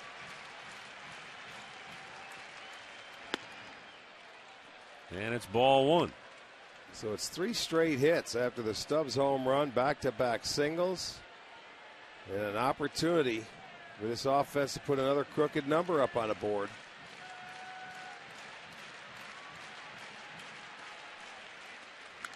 Right back over the screen.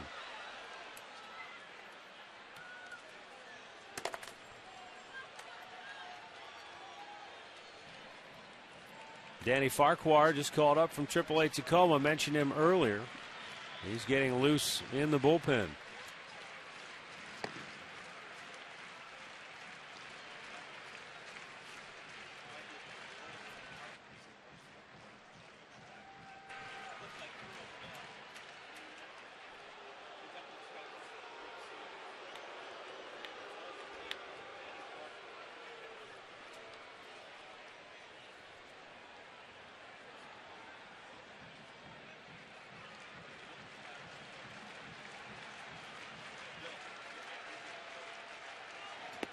Little bit outside. It's 2-1.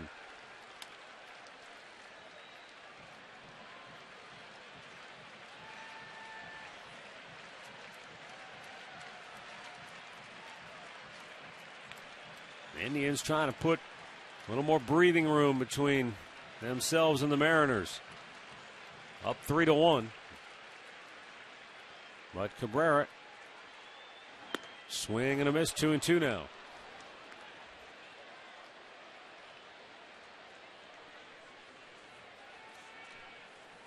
A number of times this year, Cabrera has done some damage with 2 outs and runners in scoring position. For the year, a .233 average when he has runners in scoring position.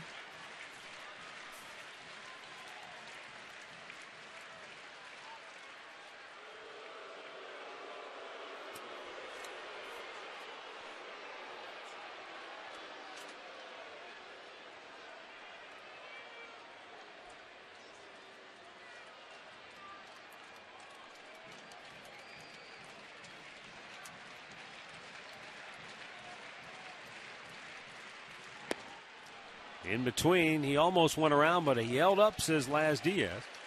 And a full count.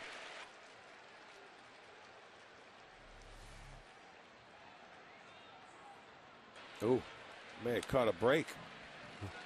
That was an angle down there at that low third, and I don't know, from behind Brad Mills, looked like that barrel might have went out in front of the plate.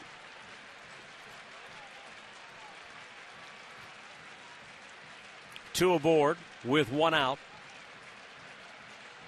And a 3-2 count. Runners go, and Cabrera fouls it out of play.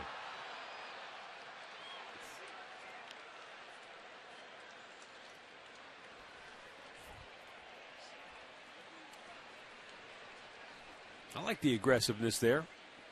Figuring that Cabrera, you know, if he finds a hole, we got a chance to score 2. Yeah, he's banking that he's going to put the ball in play. Even if he doesn't, you might not be able to throw either one of those guys out. Well, you've got the clear path for Shopping to third base with the left-hander in the batter's box. But he's banking that Cabrera's going to hit the ball. Ryan had moved in behind Bourne, trying to keep him close. Sure. What that does, though, it does open up a huge hole on the left side, and Cabrera can't take the ball the other way. In fact, that's how he hit into the double play his first time up. Yes, if he goes that way. You know, you got the full count. Sometimes you get a little greedy, want to do too much, not just take what they're going to give you.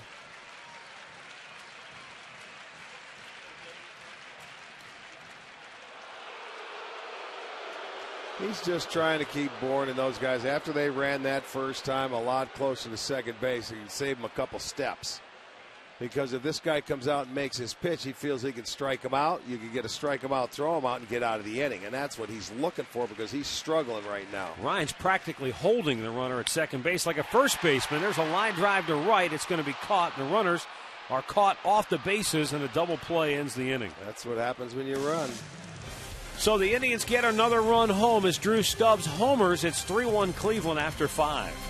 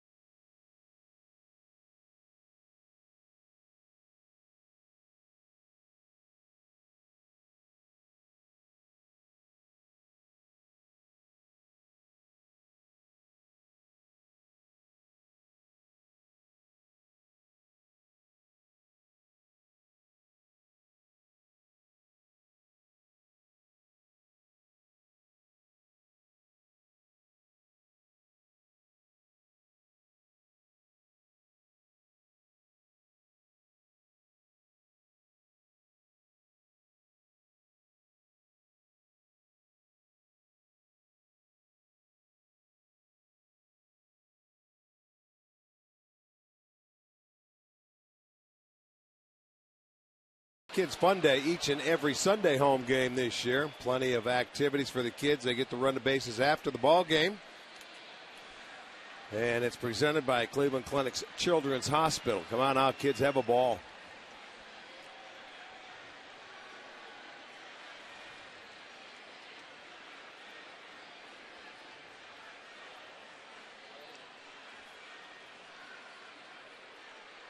Ubaldo Jimenez will face Justin Smoke, Raul Ibanez, Kelly Shopik here in the 6th inning. He's at 95 pitches. There is double barrel activity in the Indians bullpen.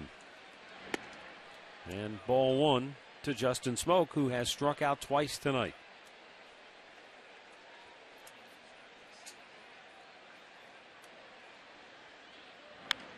Pop this one up, foul, and out of play.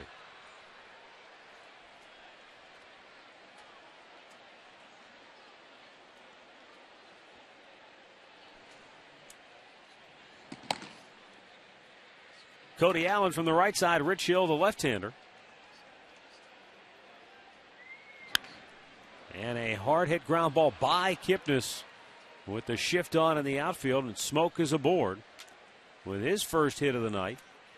And now 7 hits in the game for Seattle.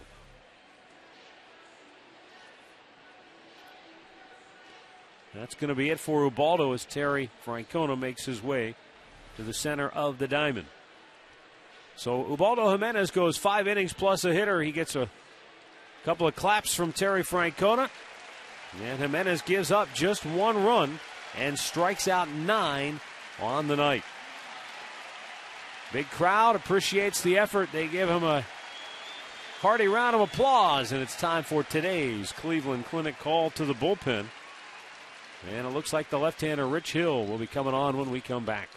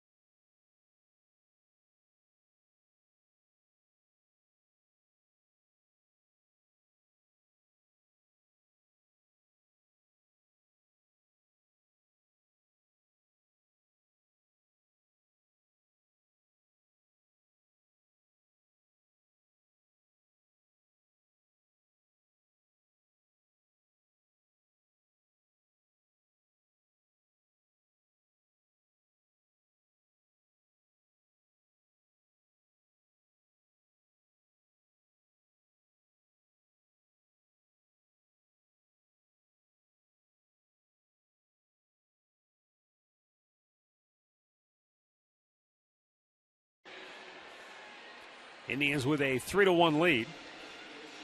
And Terry Francona going to turn it over to his bullpen that has been outstanding all season long. Rich Hill, for the 14th time this year, he'll be facing the left-handed hitting Raul Ibanez. Yeah, you want to match this left-hander up against a tough left-hander. He balled up 5 innings, 5+, the one hitter. Had 9 punch-outs tonight. The only run allowed was the solo home run.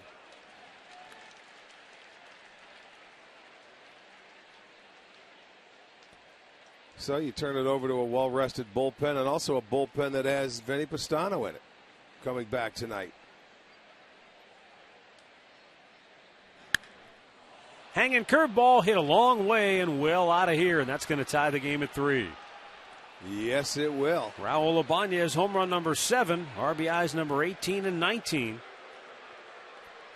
And just like that, the Seattle Mariners come back and tie the game. And I mentioned before, they have relied on the home run ball all season long, and tonight it has served them well. The solo shot now a 2-runner, and we're back to even.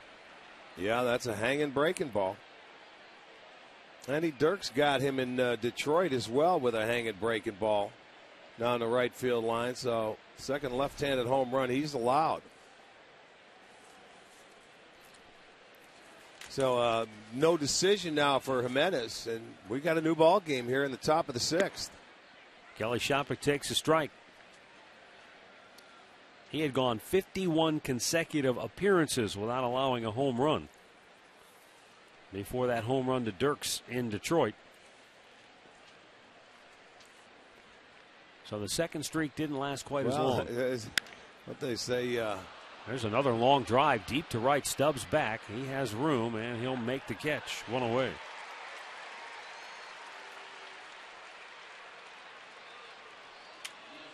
Once again, it'll be Rally Cap tomorrow. First 10,000 fans will get a Block C Rally Cap as the Indians continue this series with the Mariners tomorrow afternoon. 1 o'clock start.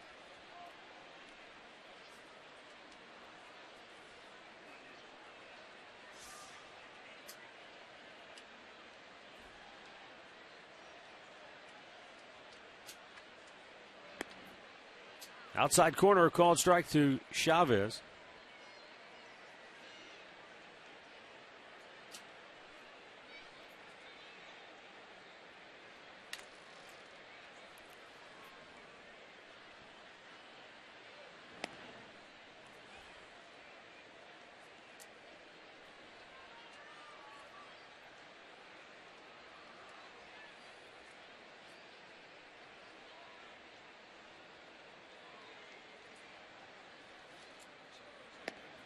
Missed outside with it. 2 balls and a strike.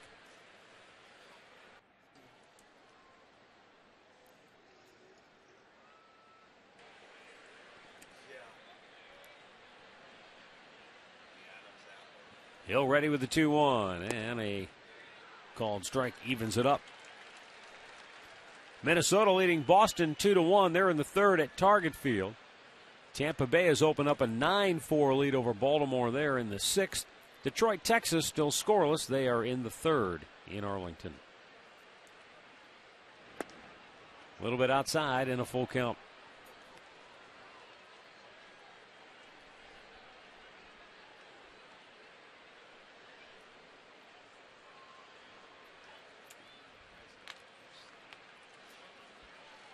Now the 3-2. Line drive to left field. And Michael Brantley puts that away for out number 2.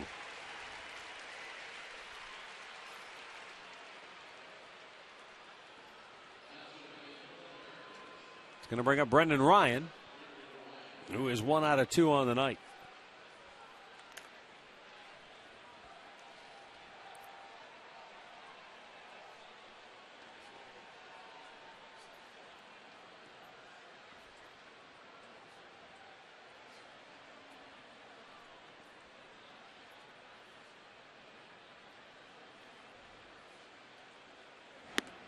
Ryan a cut and a miss.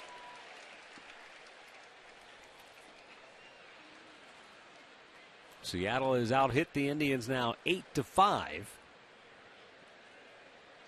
But of their 8 hits, 6 of them singles. It's the 2 that have cleared the fences that have done the damage. The solo homer by Morales in the 4th, and the 2-run shot by Ibanez here in the 6th.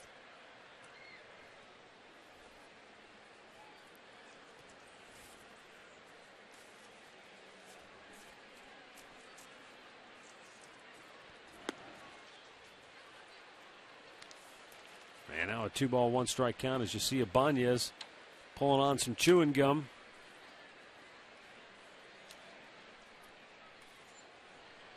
He's been a good, steady player for a long time. Yes, he has. There's a drive to deep left center field. It is off the scoreboard. And into second base with a 2-out double is Brendan Ryan. So Hill's given up a home run and a long fly out to right, a line drive fly out to left, and now a double off the built-in out-of-town scoreboard in left field. Well, went right at him and just got too much of the plate, and he made him pay. It's lucky that ball stayed in the ballpark. Ryan, of course, does not have a home run, but he hits it deep to left center field. Callaway comes out. He wants to talk to Hill. This will be his last hitter, the left-hander Saunders, I would think. Well, you got lefty, lefty, lefty. But with 2 outs, you got to get out of the inning. Michael Saunders is 0 for 3. Well, they're 2-out hitting tonight, 4 for 9 for Seattle. And they came in batting .224 on the year with 2 outs.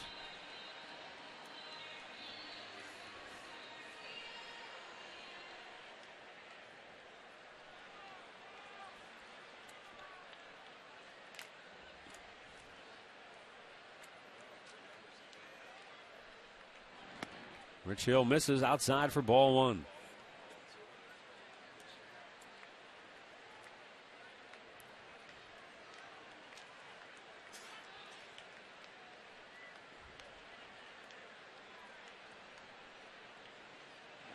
Broke his bat, and they'll line it to Kipnis, who makes the catch. But here in the 6th inning, Raul Ibanez gets the Mariners even with 1 swing of the bat, all tied at 3.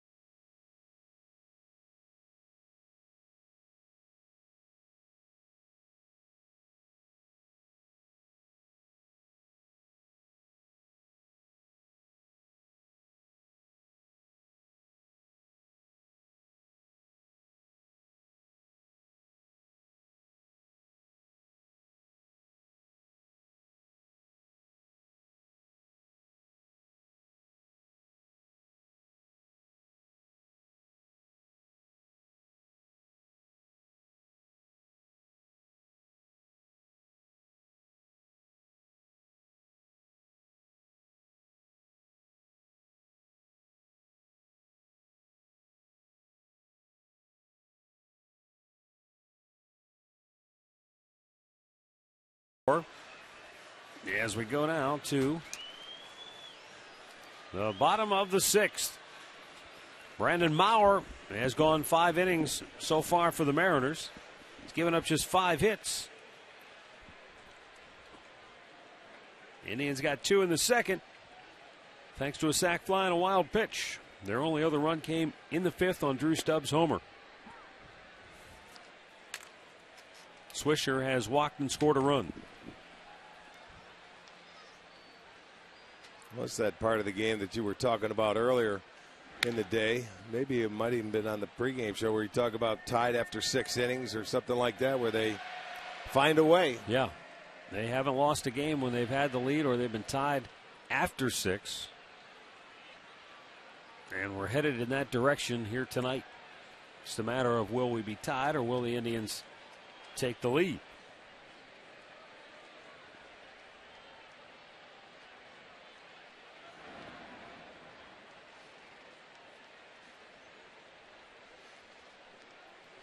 Charlie Furbush getting loose, the left-hander.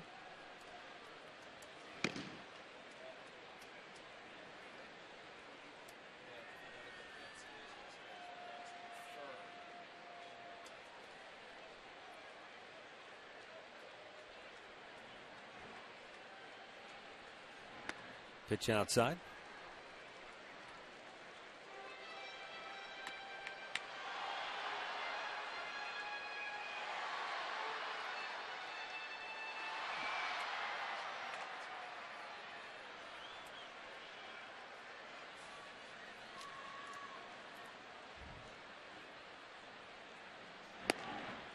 A little bit low. And now a full count. Mauer not happy. He thought he had strike 3 there. Well, back in the second inning, Swisher led off that with a walk. Ended up coming around to score. See if they can get somebody on here. Leadoff man aboard.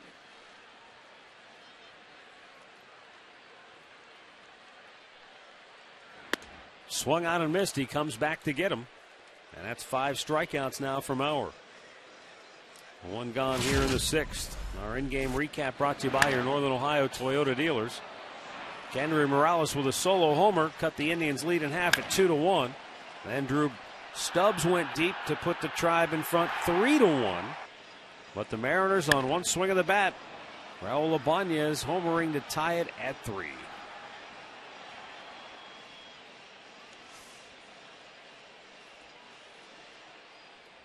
Here is Carlos Santana. He doubled and scored in the second, walked his last time up.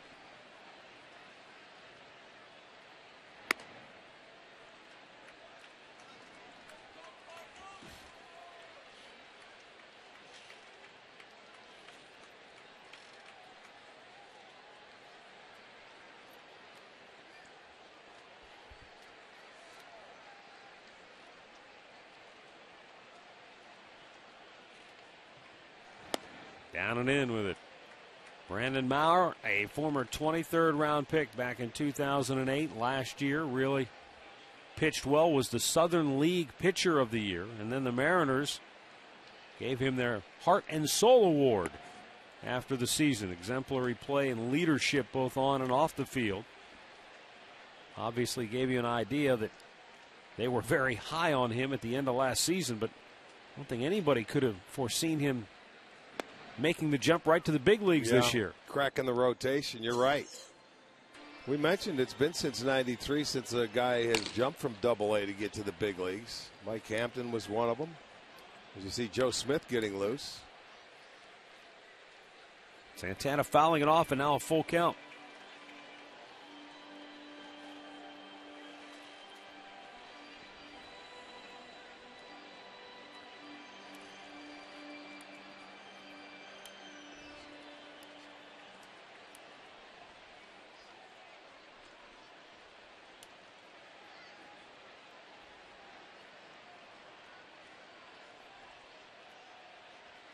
Payoff pitch and a breaking ball got him looking. So Mauer appears to be getting stronger here as the game has gone along. Back-to-back strikeouts to start this 6th inning. Let's get the answer to the AT&T trivia question. 2 of the first 5 players to reach 3,000 did it with the Indians. How about Tristram Speaker and Larry Lajoie? Yeah, it's going back a ways. 90 and 100 years. Jason Giambi takes a breaking ball for a strike.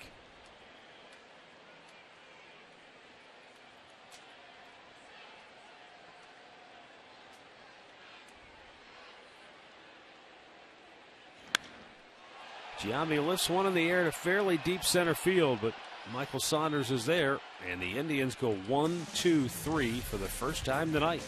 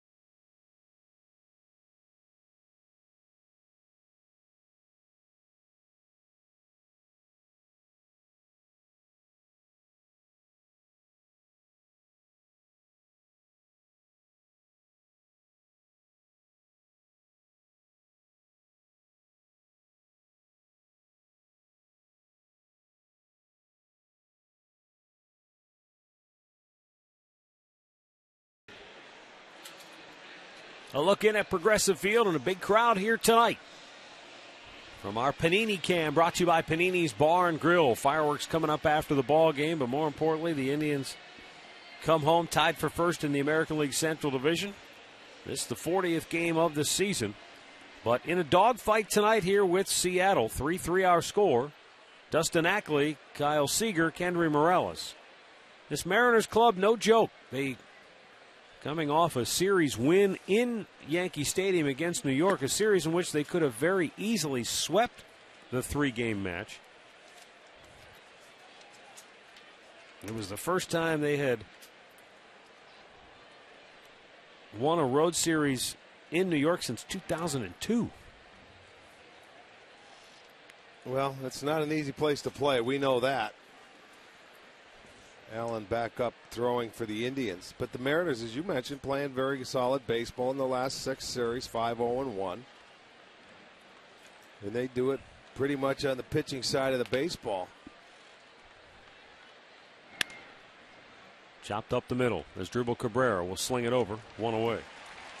Well, and if you just looked at the numbers tonight, if you just looked at your pitching matchup and you're an Indians fan, and you know Baldo's been pitching well, and you saw Brandon Maurer, 5.97 ERA, you're thinking, well, this is a guy they ought to hammer around pretty good. But, if you look closer at Maurer, and I think the way he pitched tonight really bears this out, he had 2 horrendous starts to start the year. 6 runs in 6 innings in his first start. His second start against a Houston club that isn't very good, he didn't get out of the first inning, allowing 6 runs in that start. Other than that, he's pitched exceptionally well. His last 2 starts have been kind of so-so. But they don't score for him when he's out there. No. That's been another key where, they haven't had him. Look, they got 3 runs for him tonight. It's a tie ball game after 6. Now, whether he goes back out there again, I'm not sure. But he fared well. He's a young pitcher that, throws a lot of pitches. He's walked 4, struck out 6, but he has good stuff. That's the key. It's a matter of getting it. Now the 2-0 pitch.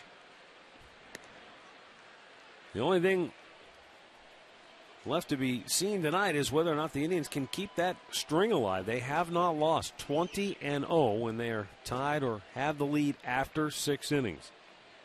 It's a testament to how well the bullpen is pitched and how this offense can score at any time, especially late in the ball game. Boy, Tampa Bay still laying it on Baltimore. 12-4 Rays. They're in the 6th.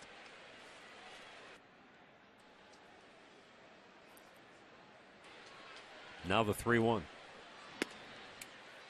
And it's outside ball 4.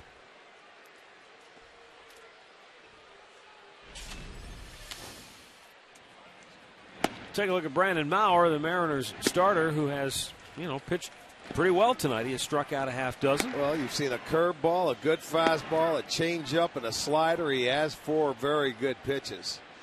He's a big guy, 6'5", only 22 years old. That's going to be it for Rich Hill. And as Terry Francona makes today's Cleveland Clinic call to the bullpen for Cody Allen.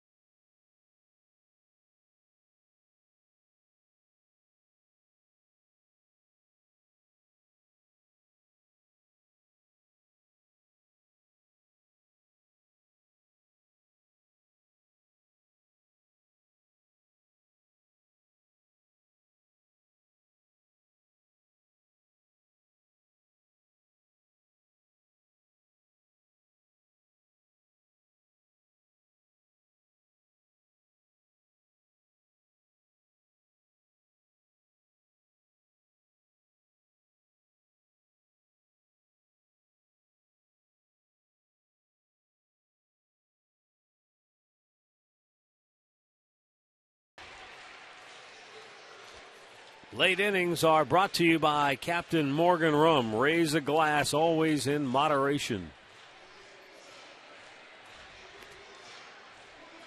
Cody Allen coming on now to pitch for the Indians. 17th appearance of the year, a win, no losses, ERA 2.45. He'll be on to face Kendry Morales, who homered back in the 4th inning for Seattle.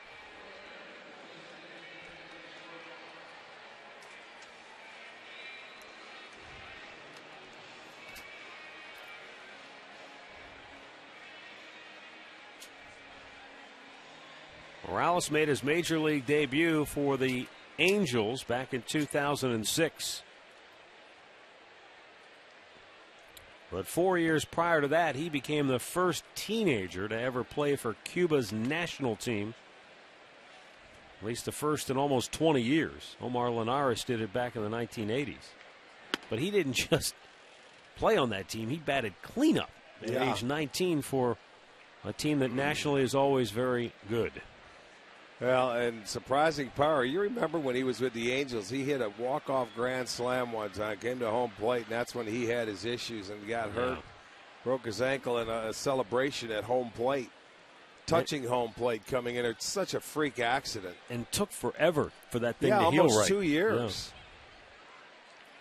The Angels were without him for a couple of years, and he was one of their dominant hitters, at least from both sides of the plate. Swung on and missed. Good high fastball from Allen.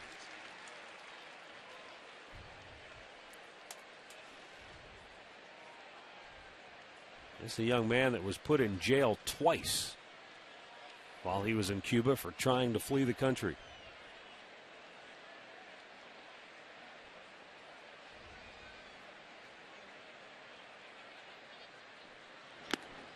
Again, he runs the fastball upstairs by him.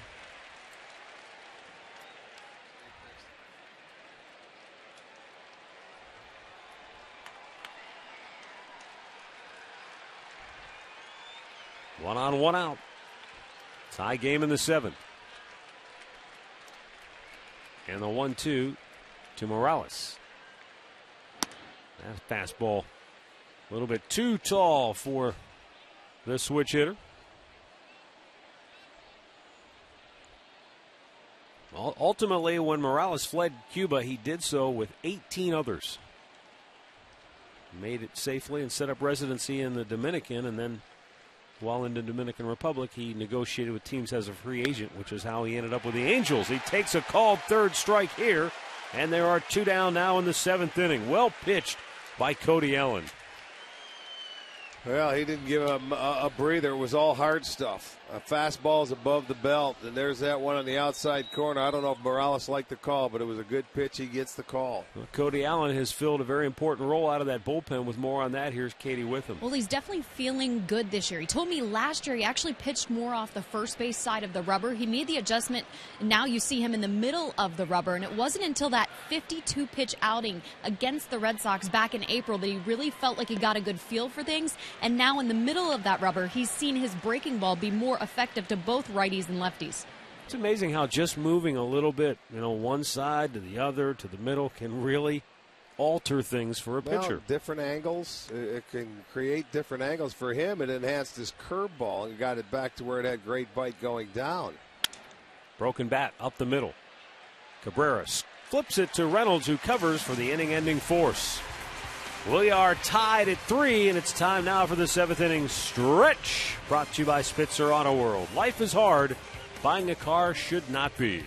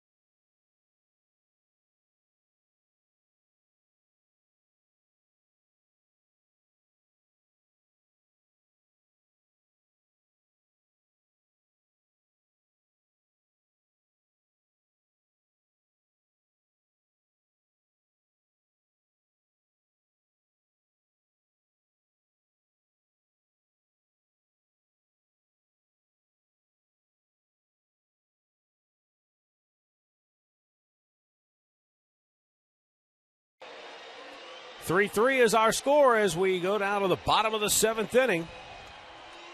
And for the Indians, the bottom third of the order coming up here.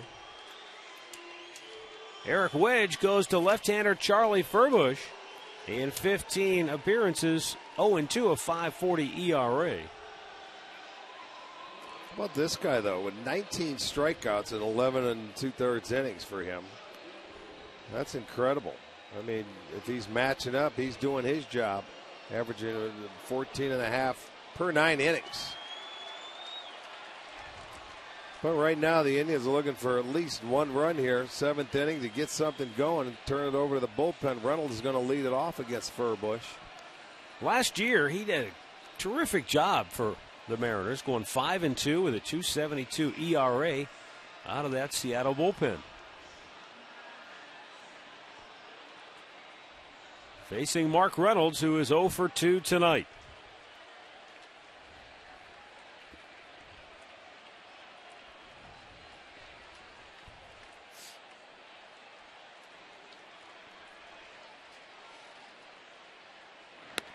Breaking ball up and away. Furbush spent 2 years back in 05 and 06 pitching at a Division III college, St. Joseph's, in the tiny hamlet of Standish, Maine. All of about 9,000 residents. Popped back out of play.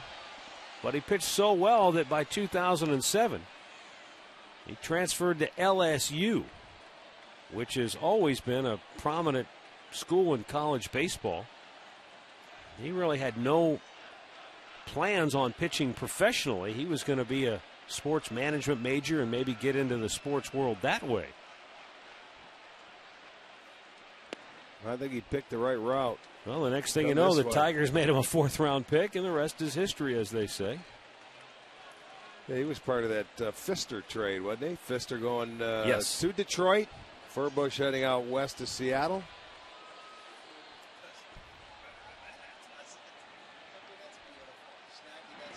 Checked in the dirt. 3 balls and a strike. Yeah, Doug Pfister and David Pauly went to Detroit. Casper Wells, Francisco Martinez, and Charlie Furbush all went to Seattle.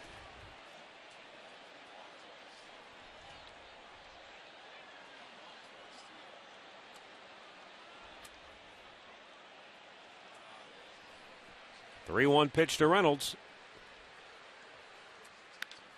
High drive, deep center. Saunders back on the track and now comes in a few steps to make the catch. Boy, off the bat, it looked like maybe it had a chance, but whatever breeze we have is blowing in, not out. So it might have knocked it down just enough to keep it from going out of here. I don't know. When you see a ball come off his bat, a lot of times you think, okay, you're expecting things to go out. He hit it to the big part of the ballpark. He hit it well, but not good enough. He knew it. And now Michael Brantley 0 for 2. Brantley has struck out, grounded out. And the pitch is low and away.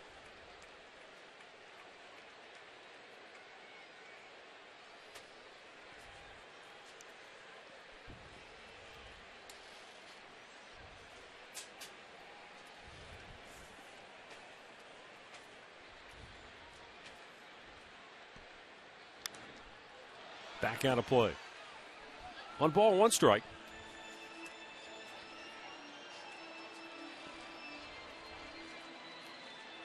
When Charlie Furbush was drafted by the Tigers back in the 4th round in 07, it didn't take long for all the stress and wear and tear to rear its ugly head. In 2008, he was down for the whole season with Tommy John surgery.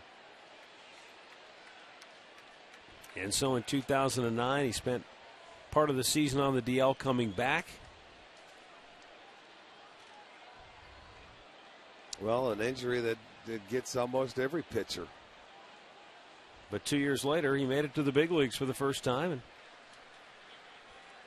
now the 2-1 to Brantley. That's popped to the air. Ryan, the shortstop, has it 2 away.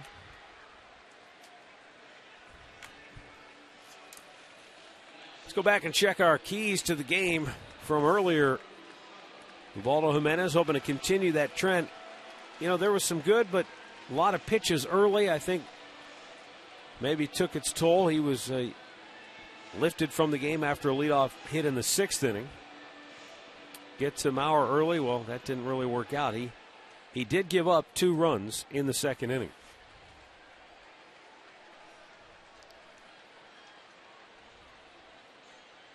But that's been it.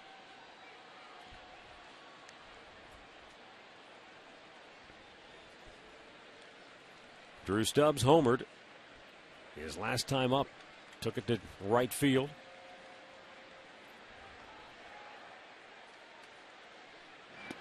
And a good breaking ball. And a count 0-2. It gave him a 2-run lead. Watch a 4-seam fastball up and out over the plate that he let track deep into the zone. 1 out. They had a couple of base hits after that, but you know, those were 3 of the 5 hits in that inning. So Stubbs made it a 2-run game until they tied it up with their own 2-run homer. And he strikes out here. So the Indians, 7 straight have been retired by Mariners pitching now. And we'll go to the 8th, tied at 3.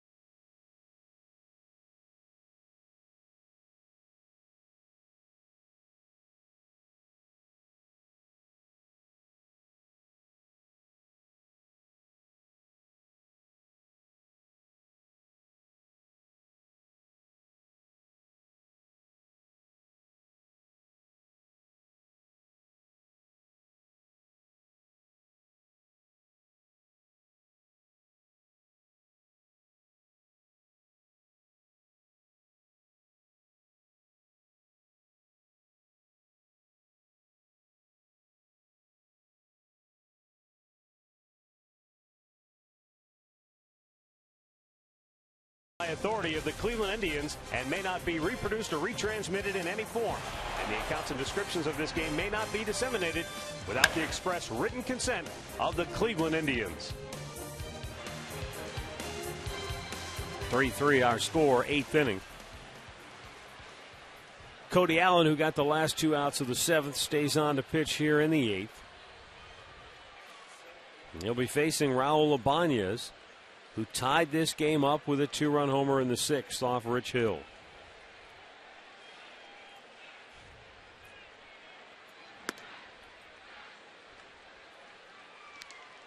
Ibanez, Kelly Shopik, and Andy Chavez due up.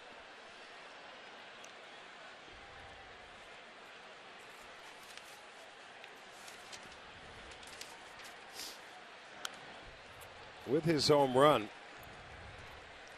back in the 6th inning, that's 28 home runs now by Seattle outfielders. Mike Morse has 10. Ibanez now with 7. So that's a lot of home runs by the outfield.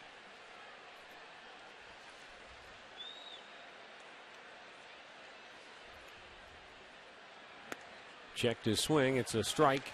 1-2 the count.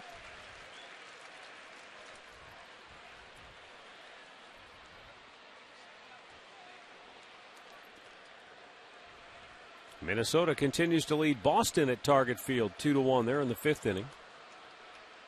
1-2 pitch. Smash to left. A base hit for Ibanez. His 3rd hit of the night. Hey, that guy can hit, boy. Well, he's taken one up the middle. He's pulled a home run to right, and he's gone the other way now for a base hit here in the 8th. It's going to be a fastball that's elevated, but he just slaps it the other way. Take what they give you, and there it is. He takes a single the other way. That's 10 hits now for Seattle. And Kelly Shopik 0 for 2 with a walk is the batter.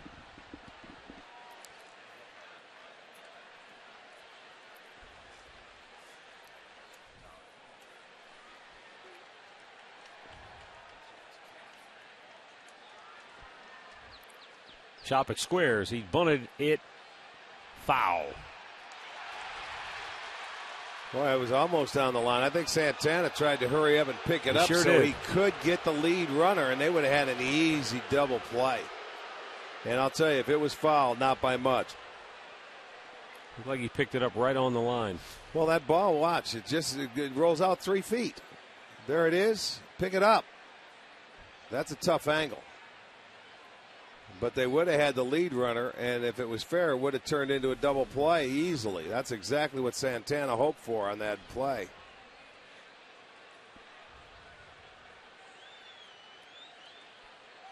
Reynolds in on the grass at 3rd.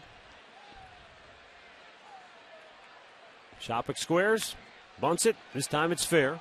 Yep, gets the job done. Cody Allen takes the out at 1st. Kipnis covers, 1 away.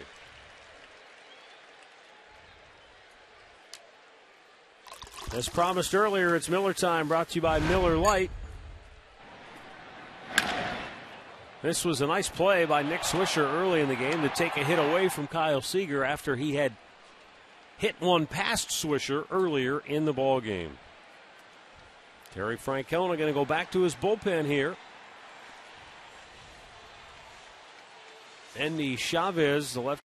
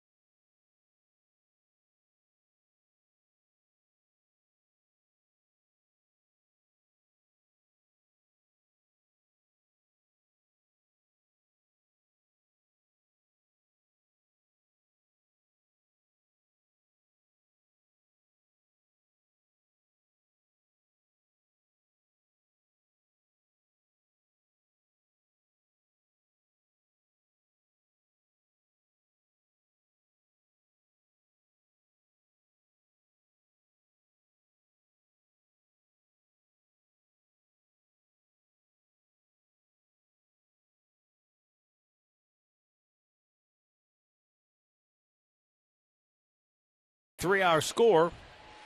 Seattle has the go-ahead run in scoring position with 1 out in the 8th inning. Andy Chavez will be the batter, 1 for 3 on the night, and the new pitcher is Brian Shaw. Right-hander on for the 16th time this year. No wins or losses, an ERA of 1.93. 18 2/3. He's walked 7 and struck out 19.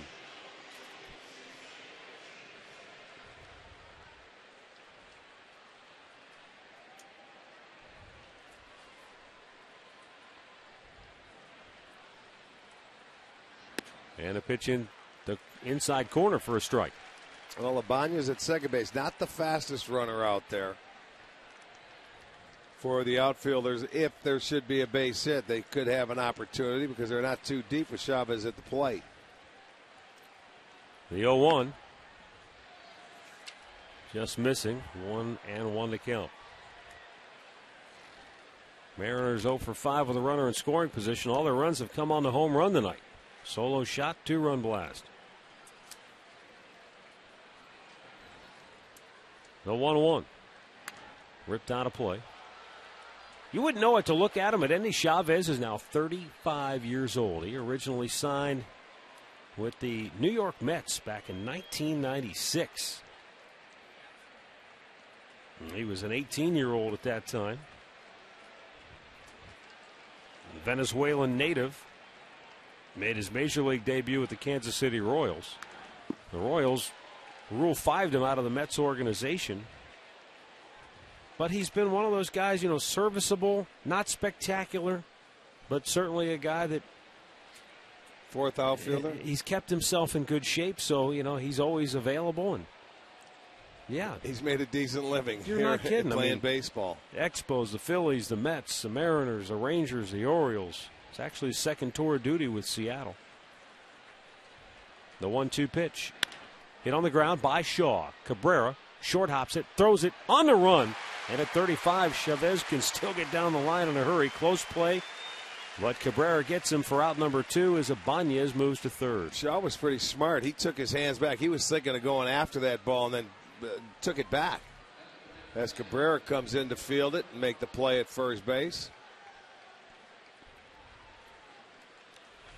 And so with 2 down, Brendan Ryan would be the batter. Ryan is having a good night swinging the bat. He's 2 for 3. But with his struggles of late, you have to wonder, would he ever try a squeeze here, a suicide squeeze? With 2 outs, that'd be the element of surprise and Reynolds in.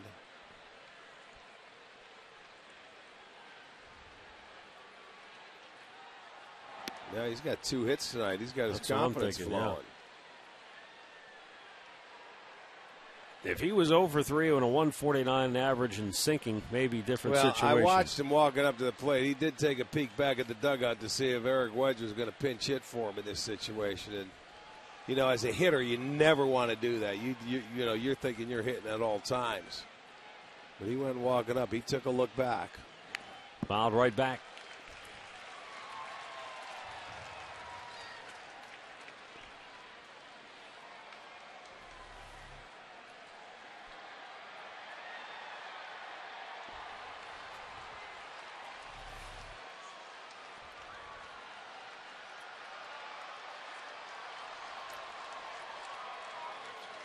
The 1-1. Swing and a miss. Good pitch by Shaw.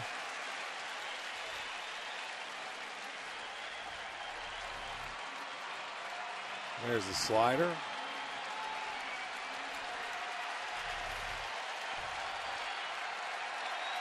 Now Ibanez at third. The go-ahead run with 2 down. This crowd up on its feet. The 1-2 pitch up high.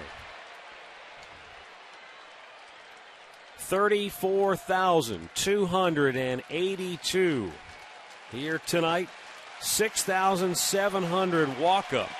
6th largest walk-up in this ballpark's history. Shaw.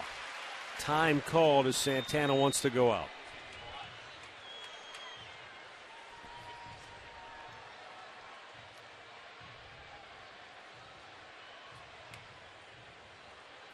Well, got to get on the same page. This is the number 9 hitter. This is the guy you have to get. guy that's hitting, what's he hitting, $165? So you got to retire him. And that was after he came in hitting 149. Yeah, he came into the game, you're right, with 2 hits tonight. So get on the same page, make your pitch, and let that team get back into the dugout. Seattle has 10 hits on the night.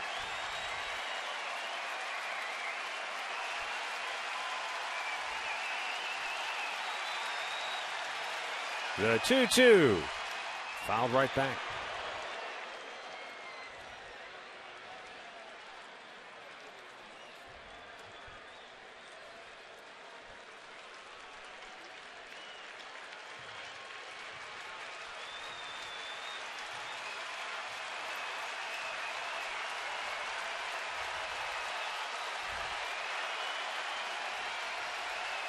Once again, the 2-2 pitch. And that, I think that was a defensive swing because the ball was bearing in on him. He'd already started to commit, so he couldn't get out of the way. He was just hoping to foul it off to keep from getting hit. He's lucky he did. It would have hit him in the chest. This ball, I mean to tell you, look at that. That would have got him right in the middle of the chest, and he was able to get bat on it. I don't know how. He's lucky that ball didn't hit him. The 2-2. Swung on and missed. He got him. Much to the delight of this crowd of better than 34,000. We'll go to the bottom of the 8th. Still tied at 3.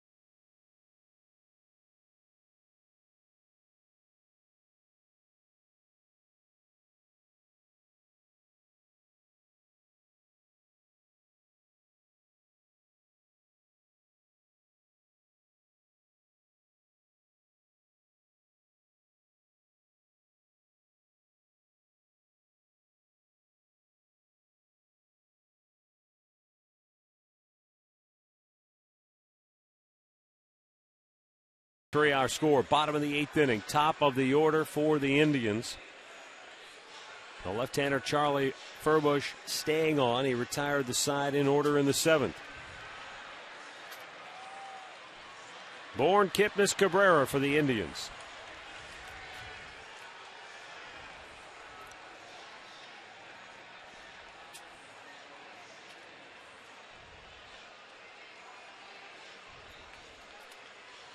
Michael Bourne is 2 for 3. Infield hit in the 3rd, a base hit to left field in the 5th.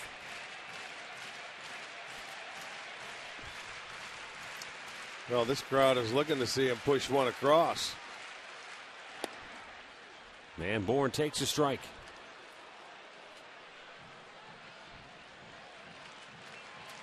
Chris Perez getting loose in the Indians bullpen.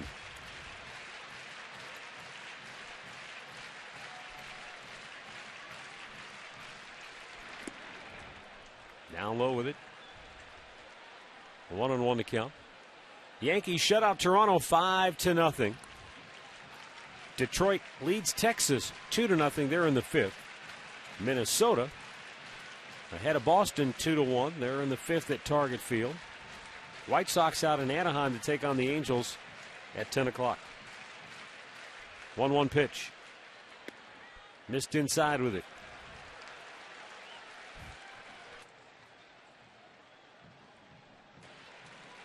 Carter Capps has pitched well for Seattle. He's getting loose.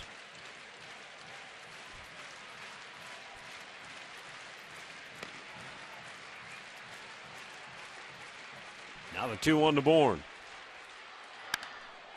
Driven to deep right field. Back is Chavez, and he'll make the catch. One gone.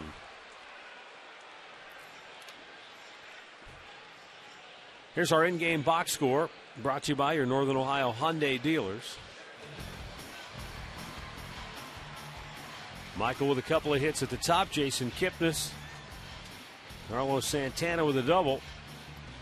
Drew Stubbs, the solo homer. Giambi brought home with a sac fly. Another run scored on a wild pitch. So not a lot to write home about offensively tonight. No, they've also walked 4 times, but in the hit department, only 5 hits. Jason Kipnis, 1 for 2. Walked in the first.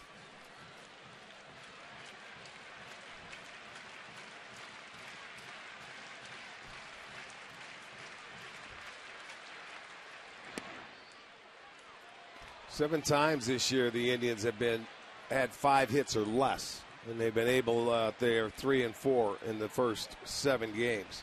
Not an easy thing to do. You have to have outstanding pitching. They're locked in a 3-3 game. They're going to have to find a way to get some more. Kipnis way out in front of it. Strikes out on 3 pitches here. 2 down. As Charlie Furbush has retired all 5 that he has faced, and that's going to be it for him. Eric Wedge knows all about Asdrubal Cabrera, and he wants to turn him around here. He'll go to Carter Capps with 2 gone in the 8th, and the game tied 3-3.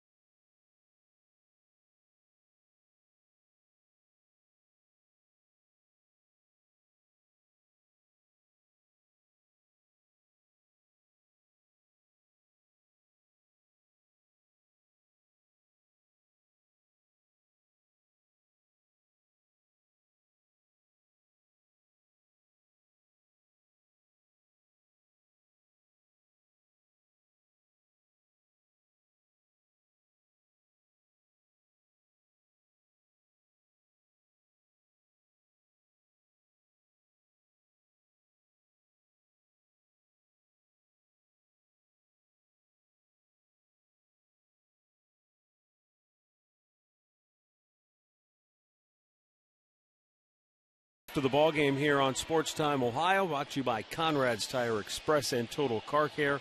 The highlights, analysis, and a whole lot more. It's a 3-3 ball game here in the 8th inning. Bases are empty with 2 down. Asdrubal Cabrera coming up. Carter Capps is coming on. 17th appearance of the year. 2-1, a 4.35 ERA. Look at that though. 27 strikeouts and only 4 walks in his 20 2/3 innings. This guy's got an extremely good fastball. He's up there. He can get it up above 95. Last year, I mean, for the time that he appeared, which was a short period of time, he averaged 98. So Asdrubal Cabrera 0 for 3 on the night. He grounded into a double play in the first, flied to center in the 4th, and lined into a double play in the 5th. There's that fastball at the knees for a strike.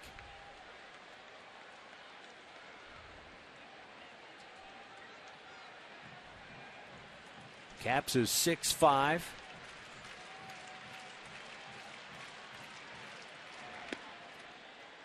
There's that breaking ball. I tell you, it's interesting. For a guy who's 6'5", he's almost like the old school drop and drive. He doesn't stand tall in the delivery, as they say. No, and it might be tough to pick up the baseball coming out of this kid's hand. Watch where his arm is. Down, he never shows you the ball, and next thing you know, it explodes on you. And that one exploded past Cabrera at 96 miles an hour.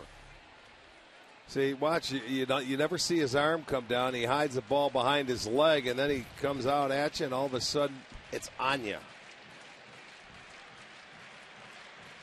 That was in the glove before Cabrera got the bat through the zone. Here's the 1-2. Just got a piece of that one upstairs.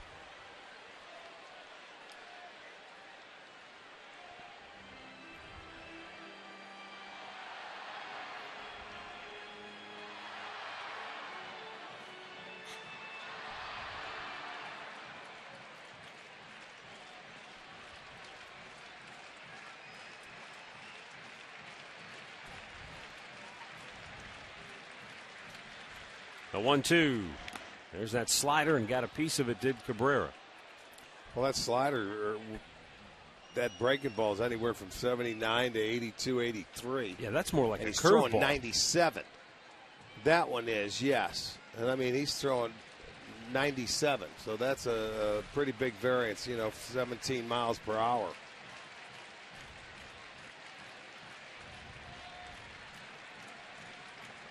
The Eastern North Carolina native, born in Kinston.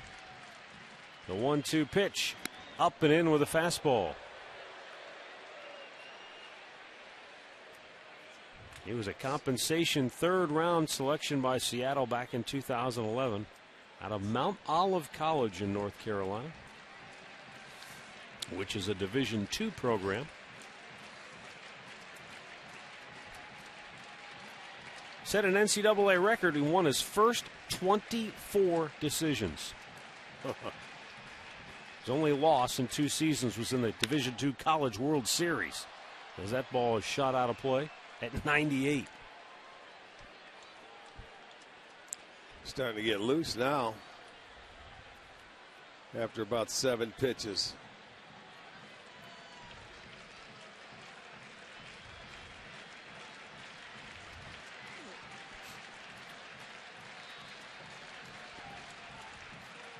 Two down, bases empty.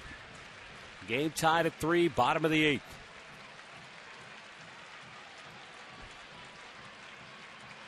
Cap's taking a long time, and now Cabrera steps away.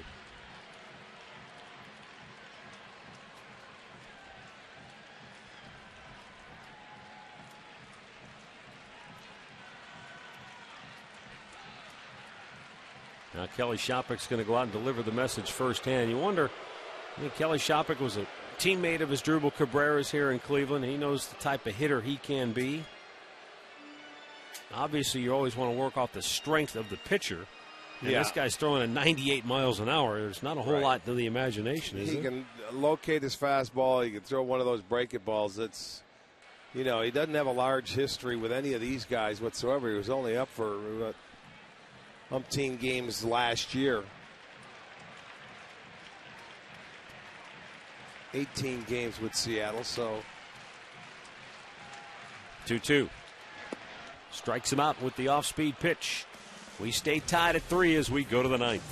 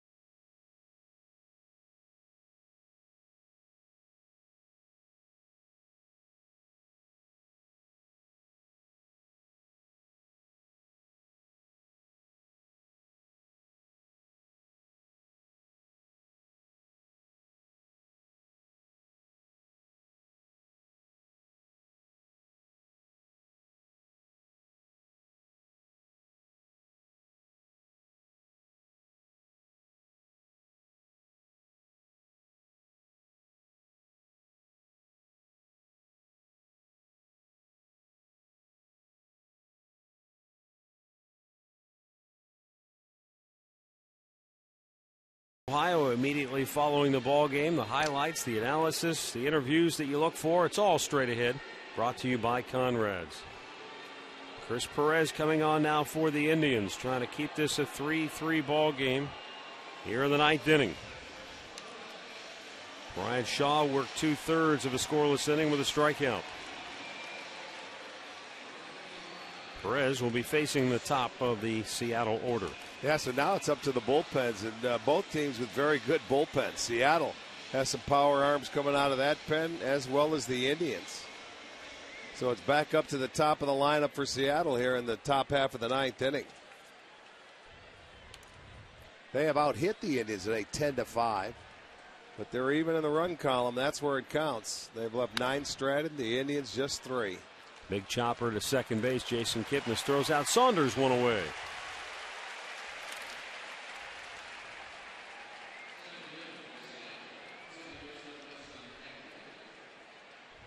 Well, you certainly like that. Leadoff hitter gets the first pitch and grounds it into an easy out. Here is Dustin Ackley, 1 for 4 on the night.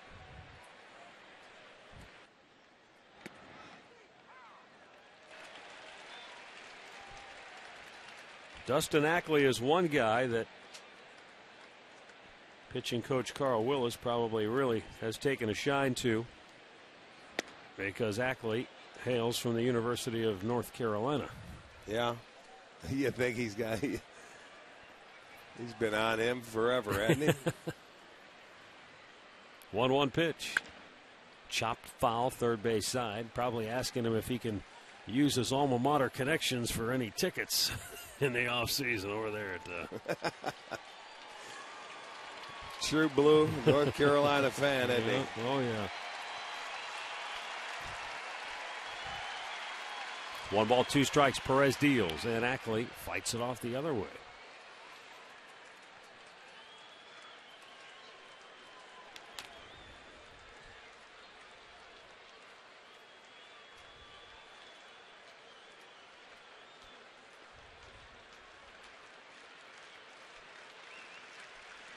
One-two delivery now. Swung on and missed. Perez with a strikeout. 2 gone on the ninth. 12th strikeout for Indians pitching here tonight. Well, Perez rides the fastball up by him. Up and away. Couldn't catch up to it. Gets the second out.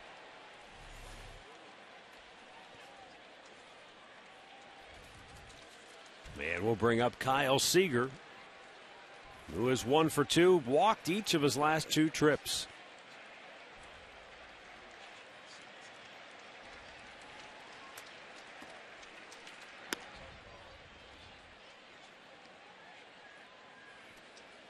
Twelve strikeouts tonight for Indians pitching. The most for the Indians so far this year, when they struck out 16 against the Red Sox on April the 16th. Fastball in there for a strike, 1-1.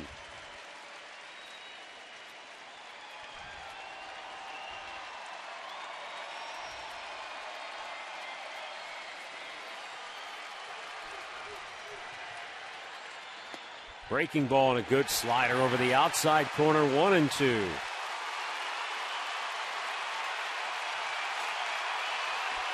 Now this crowd making a little more noise on this Friday night. Over 34,000. Everybody up. The 1-2 pitch. Fouled back out of play. Yeah, this is nice to see. A lot of people. That lower bowl is full. The upper deck. They want to see the third out here, and they want to see him get a run, and they want to see their fireworks show. In that order. They're not asking for much. The 1-2. High pop. Right center field. Stubbs and Bourne. It'll be Bourne who makes the catch. Chris Perez works a 1-2-3 top of the ninth. Tied at 3.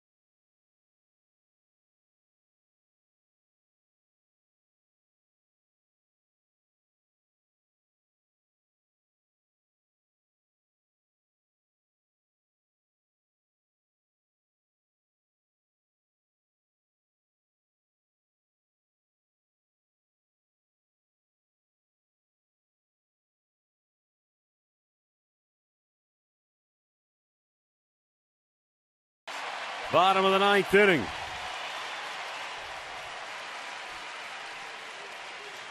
This crowd, this team, this town has been in the crosshairs of the national media because of the lack of attendance up to this point. But we've all said the same thing for the last couple of weeks. Wait till the weather starts to turn. Wait till school gets out.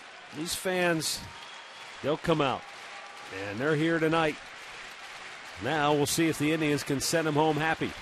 3-3, bottom of the ninth. The pitch. Swisher fouls one back. He had a good one to try to hammer. Well, they were sitting in that dugout watching him last inning throw some fastballs by Cabrera. And you've got to turn up the dial a little bit if you want to catch up to this guy's.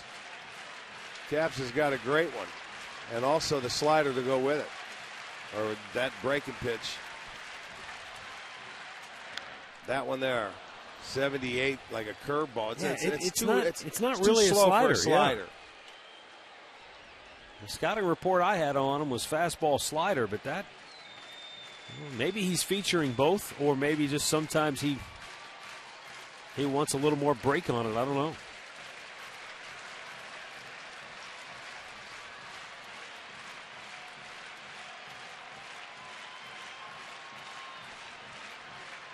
The 0-2.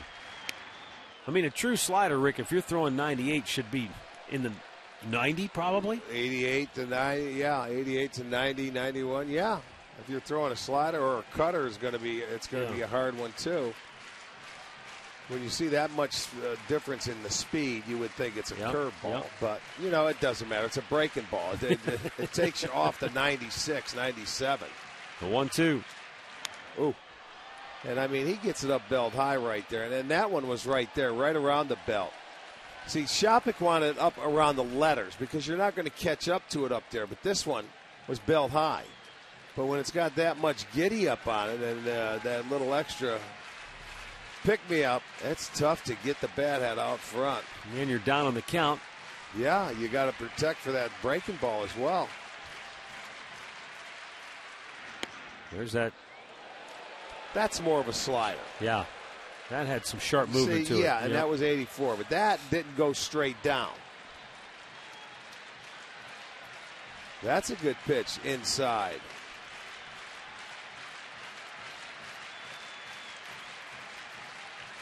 Nick Swisher leading off the bottom of the ninth. The 2-2 pitch fouled out of play. Occasionally, the one knock on Caps with that breaking ball is that it'll flatten out. He'll spin one up there, like any pitcher, and that's when he can get hurt. Like any pitcher, hanging breaking balls go a long way. The one thing I haven't seen though with his good 98 is a changeup. He's got one, or so the report says, but I haven't seen it either.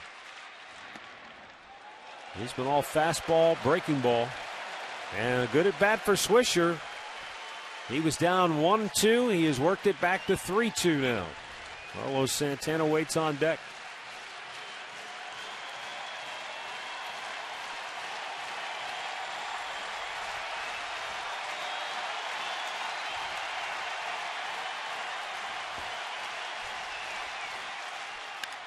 Swisher bangs it on the ground to first. Smoke will flip it, and Caps covers for out number one.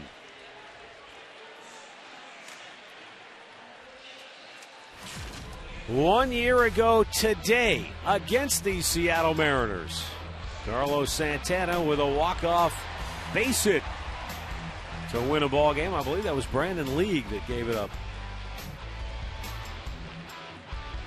Well, let's see if Santana can do it again. Although if he does it this time, it'll have to be the bench or the fence clearing variety.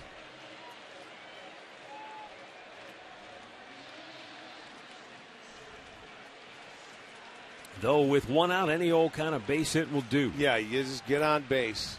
Let things happen. You get late in the game, and a lot of people, they think, all right, one swing, let's go home. It doesn't work that way a lot. By the way, remember how Tampa Bay was laying waste to Baltimore? It's now 12-10. The Orioles have roared back. They're within 2 as they go to the 9th in Baltimore.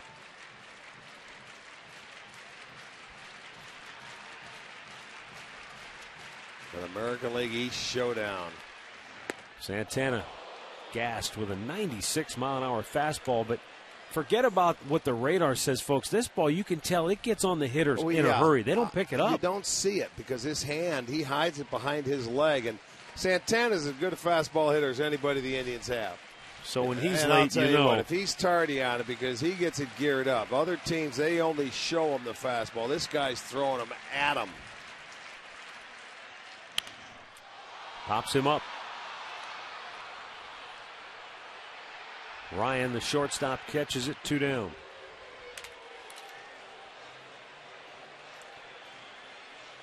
And that will bring up Jason Giambi, the veteran versus the youngster.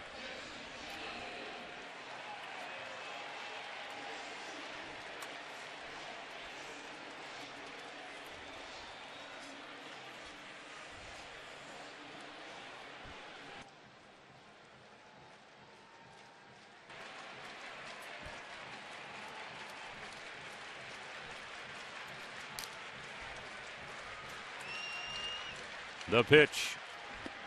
And a fastball just missed down and in.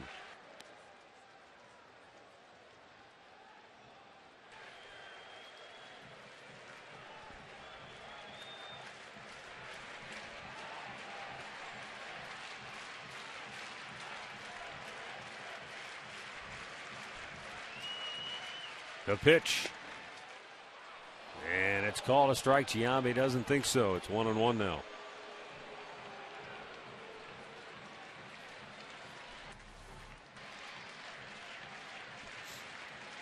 Ooh, Well, I think you know what? He's been calling those balls most of the time, so, the young kid might have got one there. 22-year-old Carter Capps, 42-year-old Jason Giambi.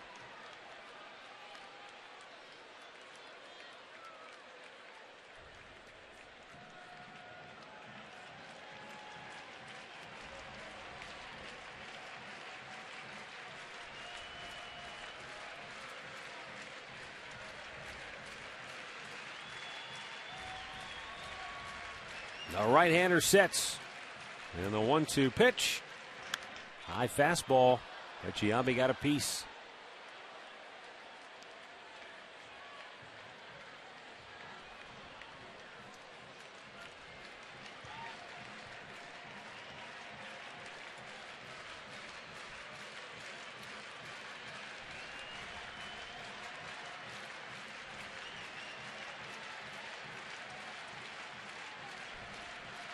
Shopik wants him to get it up out of the strike zone. He does, but Giambi won't chase 2-2.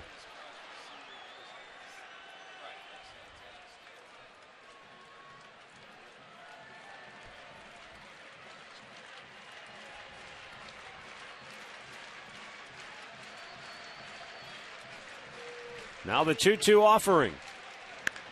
High pop. Right center field. In comes Chavez to make the catch. And the Indians can't solve this Mariners pitching staff. We'll go to extra innings tonight, tied at 3.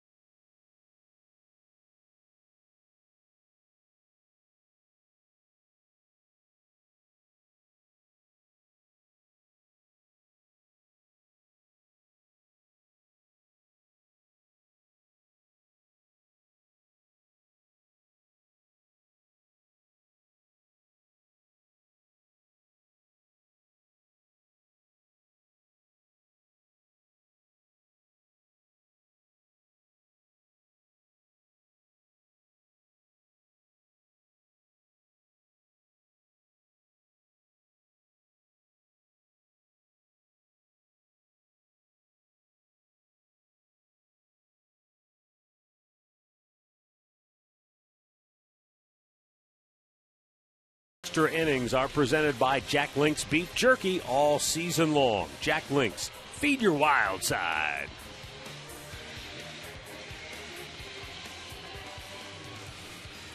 3-3, 10th inning.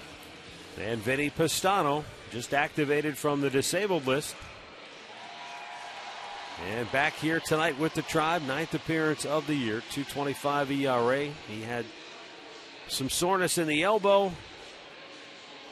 They shut him down. As Terry Francona said, it was more out of precaution than anything else. So for Vinny, just getting some rest, doing some rehab, and pitched at Lake County the other day, scoreless inning, had a strikeout. He said, okay, I'm ready. Let's go. Well, he couldn't wait to get back. You don't like sitting out there. For both these teams, they have both played 3 extra inning games. The Mariners are 1-2. The Indians are 3-0. And a strike to Kendry Morales, who homered back in the 4th. That got the Mariners their first run of the game. Santana out to talk with Pistano.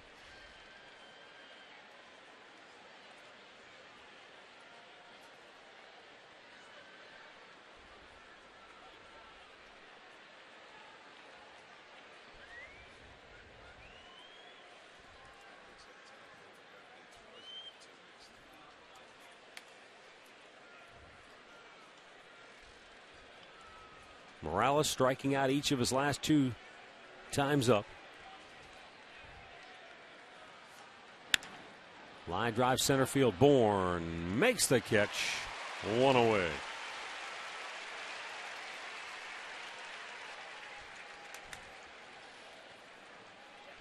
That will bring up Justin Smoke, also 1 for 4 on the night. He singled and scored ahead of Raul Ibanez's home run in the 6th inning.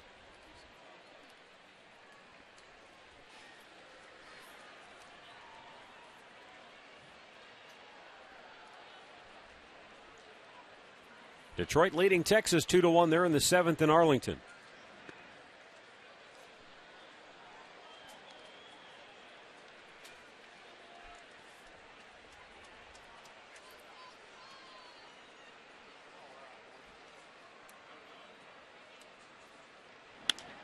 Lined out of play to the left.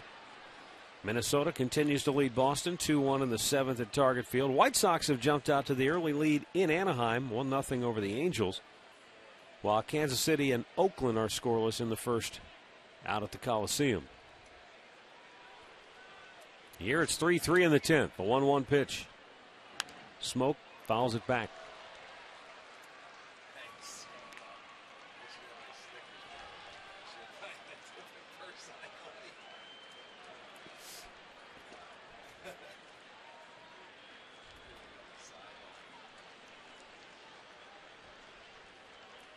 1-2 pitch.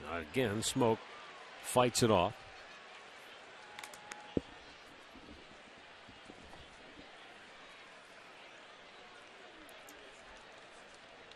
Got a piece of Smoke on the leg, so home plate umpire Tim Timmons going to give him a little extra time to get the feeling back.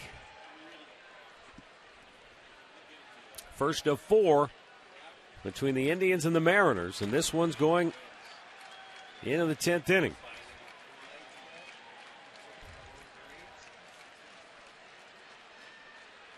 Upstairs with it. 2-2.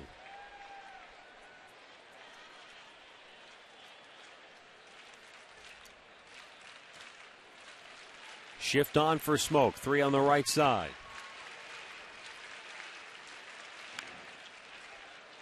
Another foul by the switch hitter. You see the defensive alignment. Bourne shading him the other way in the outfield. A lot of times with the infield shift, the outfielders shift the opposite way. Not always, but in many instances you'll see that. Pull on the ground with that breaking ball, and they'll go the other way in the air.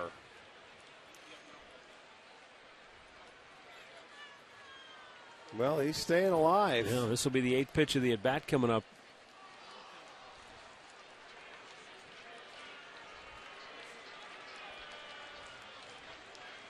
And Pistano with a 2-2. Upstairs with a heater. Full count.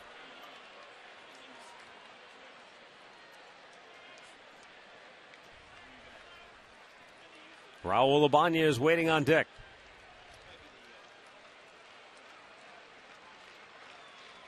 And the payoff pitch is fouled back again.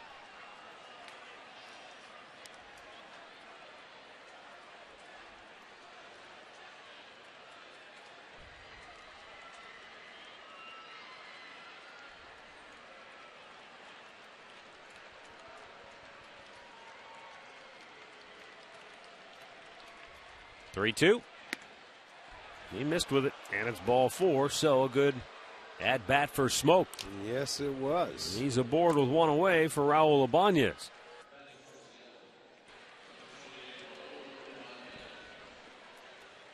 Now Ibanez has had a very good night at the plate. He is 3 for 4 with 2 singles and a 2-run homer.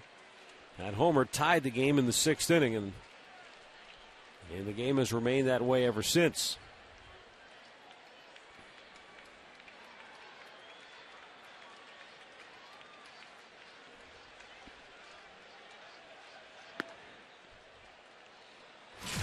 Watch him pick on this hanging breaking ball from Rich Hill. And that went a long way. That tied the ball game up. And we've been locked up ever since. That was the top half of the 6th inning. Ibanez came back to get his 3rd hit in his last at bat, a single the other way. Line toward right. On the move. Stubbs makes the catch. Scampering back is Smoke. 2 down.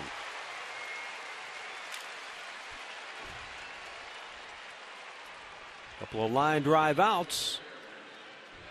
And now Kelly Shopik coming up.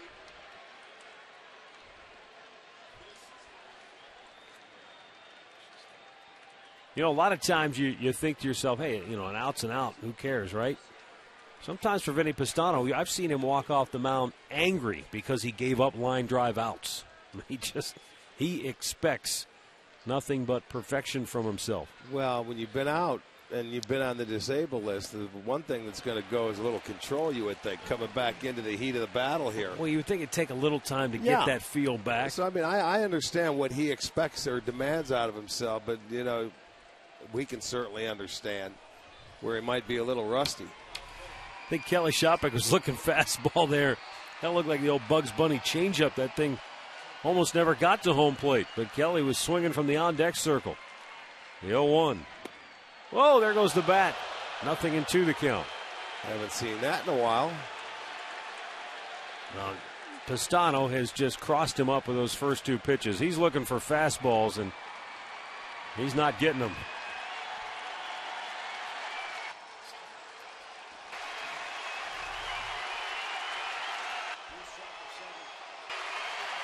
Once again, this crowd up on its feet.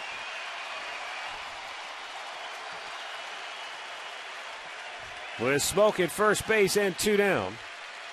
Pistano's 2-strike pitch. Swing and a miss. He strikes him out. Pistano took 3 pitches to retire Shopik. And the Mariners do not score in the top of the 10th. We stay tied at 3.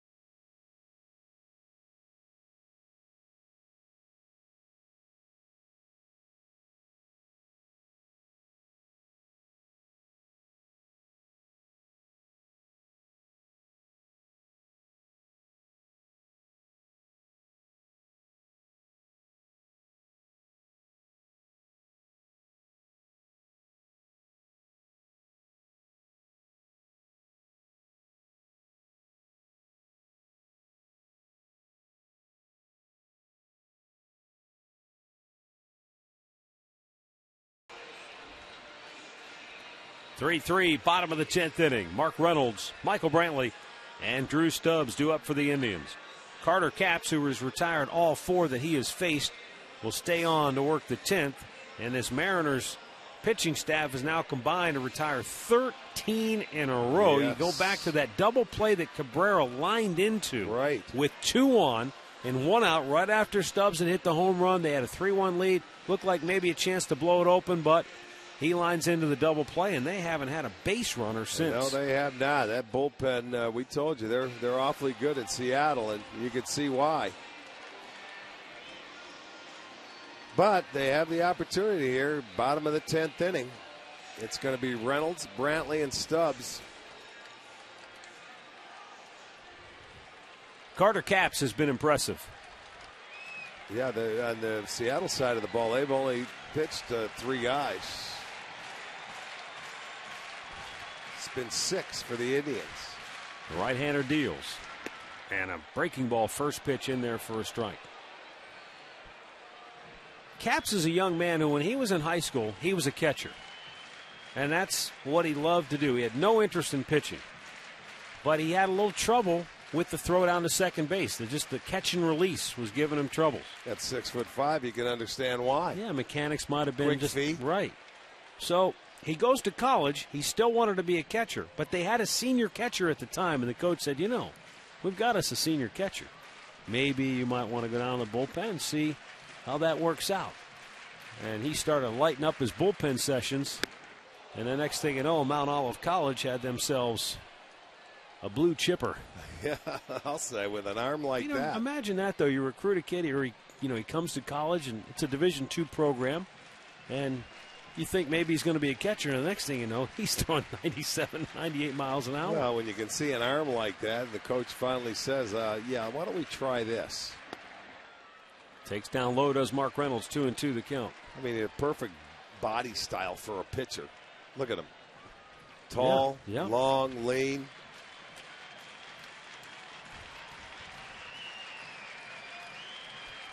And very young. Just 22 years old. The 2-2 pitch. Right back to the screen. And it bears repeating. I mean, he's 12-0 with a 1.59 ERA, 110 strikeouts, 13 walks in 96 innings in his 2 seasons at Mount Olive. And his only loss in 2 seasons was in the College World Series. 2-2 pitch. Reynolds strikes out. Second strikeout for the Seattle right-hander. He has retired all 5 that he has faced, and that's going to be it, as Eric Wedge will go back to the bullpen. I mean, when you watch this ball, wait until you see it. When do you see it? There, you finally see it, and it's on you. It's past you by the time you can pick it up and recognize it, and it probably seems like he's throwing 110. That's what I was thinking. I mean, that's in super slow-mo. Super slow motion. I don't know how many. Litke's coming on when we come back.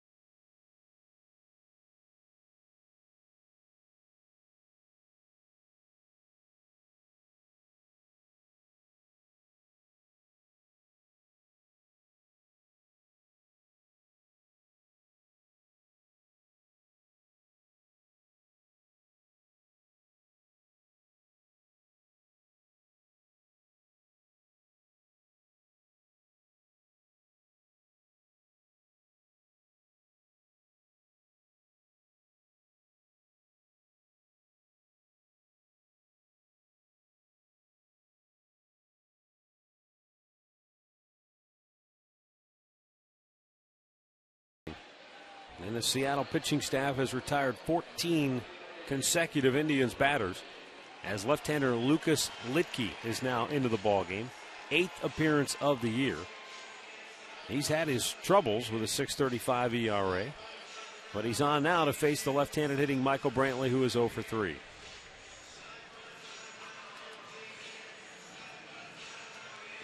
Well, last couple of guys come in, both went an inning and 2/3. I'm talking about Charlie Furbush and Caps. He went an inning and 2/3, struck out 2, and zeros the rest of the way. So they have been very good. And Brantley swings and misses.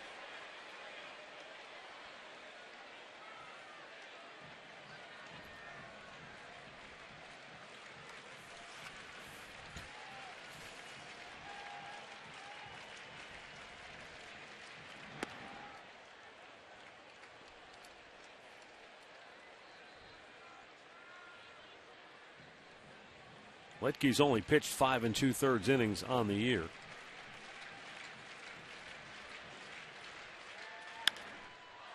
Here's a high fly ball over near the line, and Banez can't get to it. In those 5 2/3 innings that Litke has pitched, 3 of them came in one outing. His longest outing in his career, 3 innings against Houston, in which he gave up 2 runs on 5 hits. So that's almost half of his total right there in one bad outing.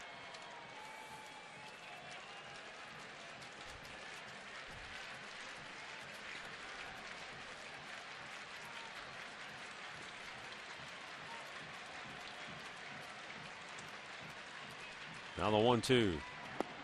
Breaking ball is down low. 2 balls and 2 strikes. Drew Stubbs waiting on deck.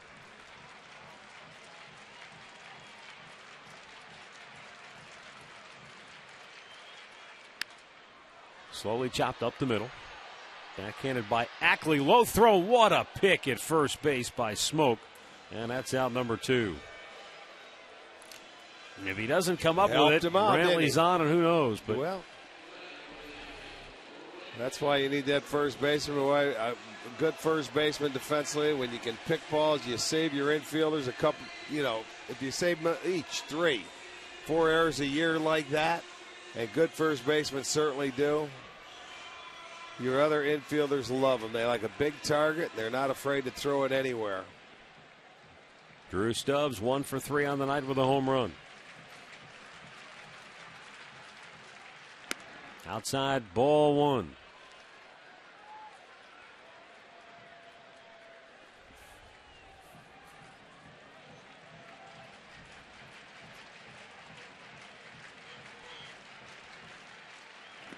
In his 6 innings of work so far this year, Litke has not allowed a home run.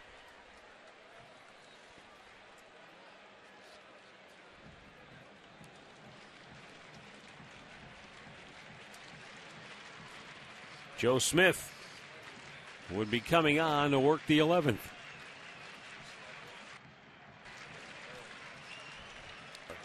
Drew Stubbs is all that stands between that happening.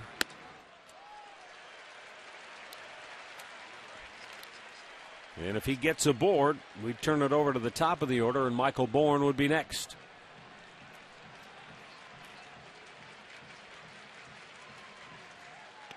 Taking all the way, it's in there, 3-1.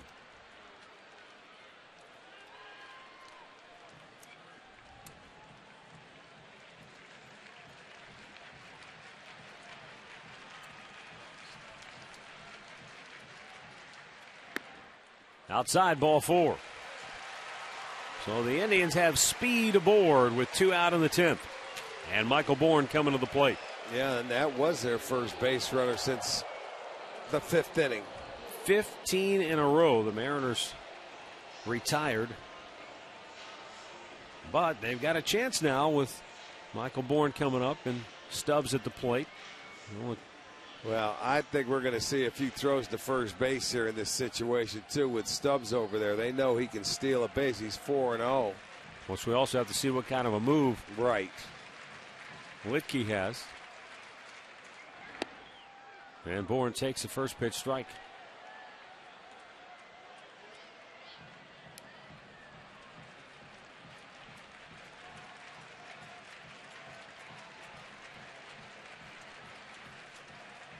Brantley Bourne an infield hit in the third and an opposite field single in the fifth.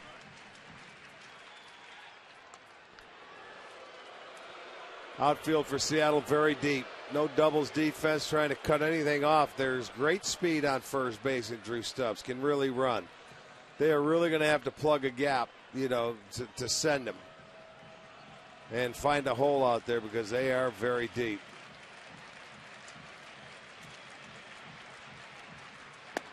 And a fastball misses outside. 1-1 the count.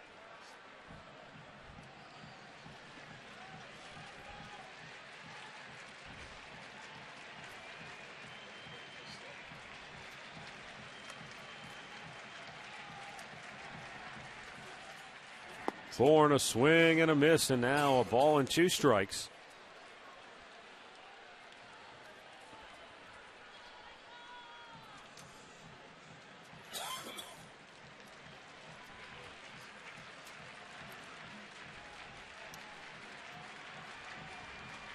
John Adams banging away. 1-2 pitch coming to Bourne.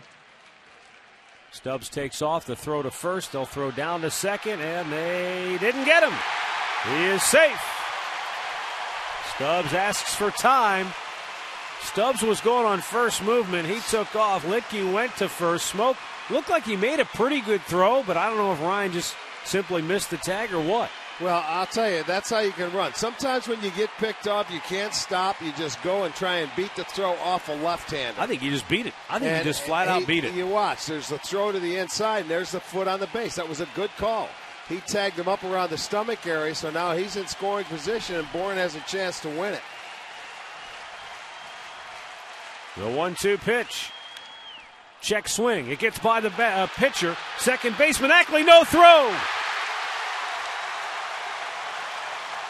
Bourne with his second infield hit of the night. Almost a replay of the one he had earlier, where he just kind of tapped it. Once it gets by the pitcher, though, you almost have no chance to get him. He's so fast. Well, yeah, that's almost like a drag bunt. Yep. You get it past the pitcher, the second baseman's back with the winning run in second base, so you're trying to knock everything down. So Bourne now with 3 hits, 2 of them identical. The winning run is at third base. Kipnis is going to be the hitter, and Carl Willis is going to go to the mound to talk to Litke. Well, Litke's going to have Jason Kipnis, who has walked and singled tonight, struck out his last time up. It'll be a lefty on lefty. But if Kipnis can come up with a big hit, then the Indians would be victorious because the winning run is just 90 feet away. Not to mention, the Indians scored a run in the second inning on a wild pitch, so anything gets loose. Well, and Stubbs with his speed could score. The funny thing is this inning there was 2 outs, no harm, no ball, and then all of a sudden he just got wild. And he walked Drew Stubbs. And then he had Bourne down in the count. Stubbs stole second after they had him picked off first base. Little infield hit, and you've got some excitement here.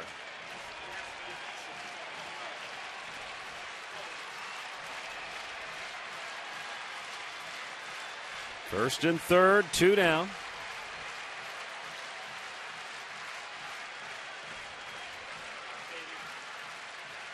Bourne takes off for second, and Litke delivers a strike. Not worried about Bourne. He means nothing. Now the play, the infielders have to go to first base.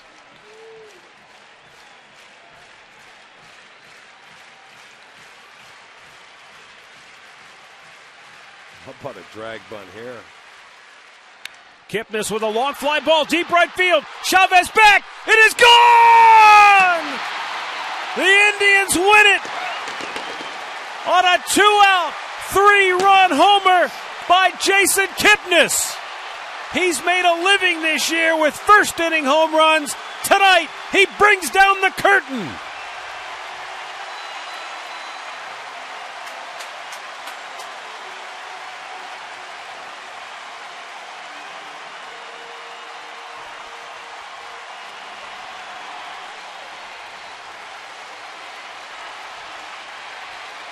Jason Kipnis delivering in front of 34,282 tonight. A thrilling win for the Indians as they open up the homestand in grand style. His first career walk-off home run. The Tribe has now won 8 of 11, 15 of 19, and they are 23-17 and will stay in first place in the American League Central Division. Wow. Improbable comeback. They had retired 15 in a row till the Indians finally reached base with 2 outs, and they didn't stop. Well, let's go ahead, Rick, and take a look at our key play of the game brought to you by KeyBank. Well, let's just see a replay of what just happened. I want to see a breaking ball coming off the bat to Jason Kipnis, and he hits a liner. I didn't know if it was going to stay up high enough. You knew it was going to be a hit. Ends up being a 3-run home run. Walk-off 3-run home run. Look at him. He is pumped up, and Kipnis has been on fire in the month of May. And that is going to be our KeyBank replay. Visit your local KeyBank branch for low rates on a home equity or auto loan. Certain conditions apply. See your branch for details.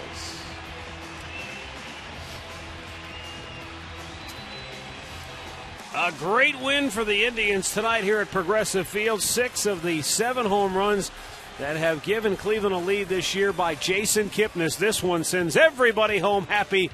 Indians Live is coming up next.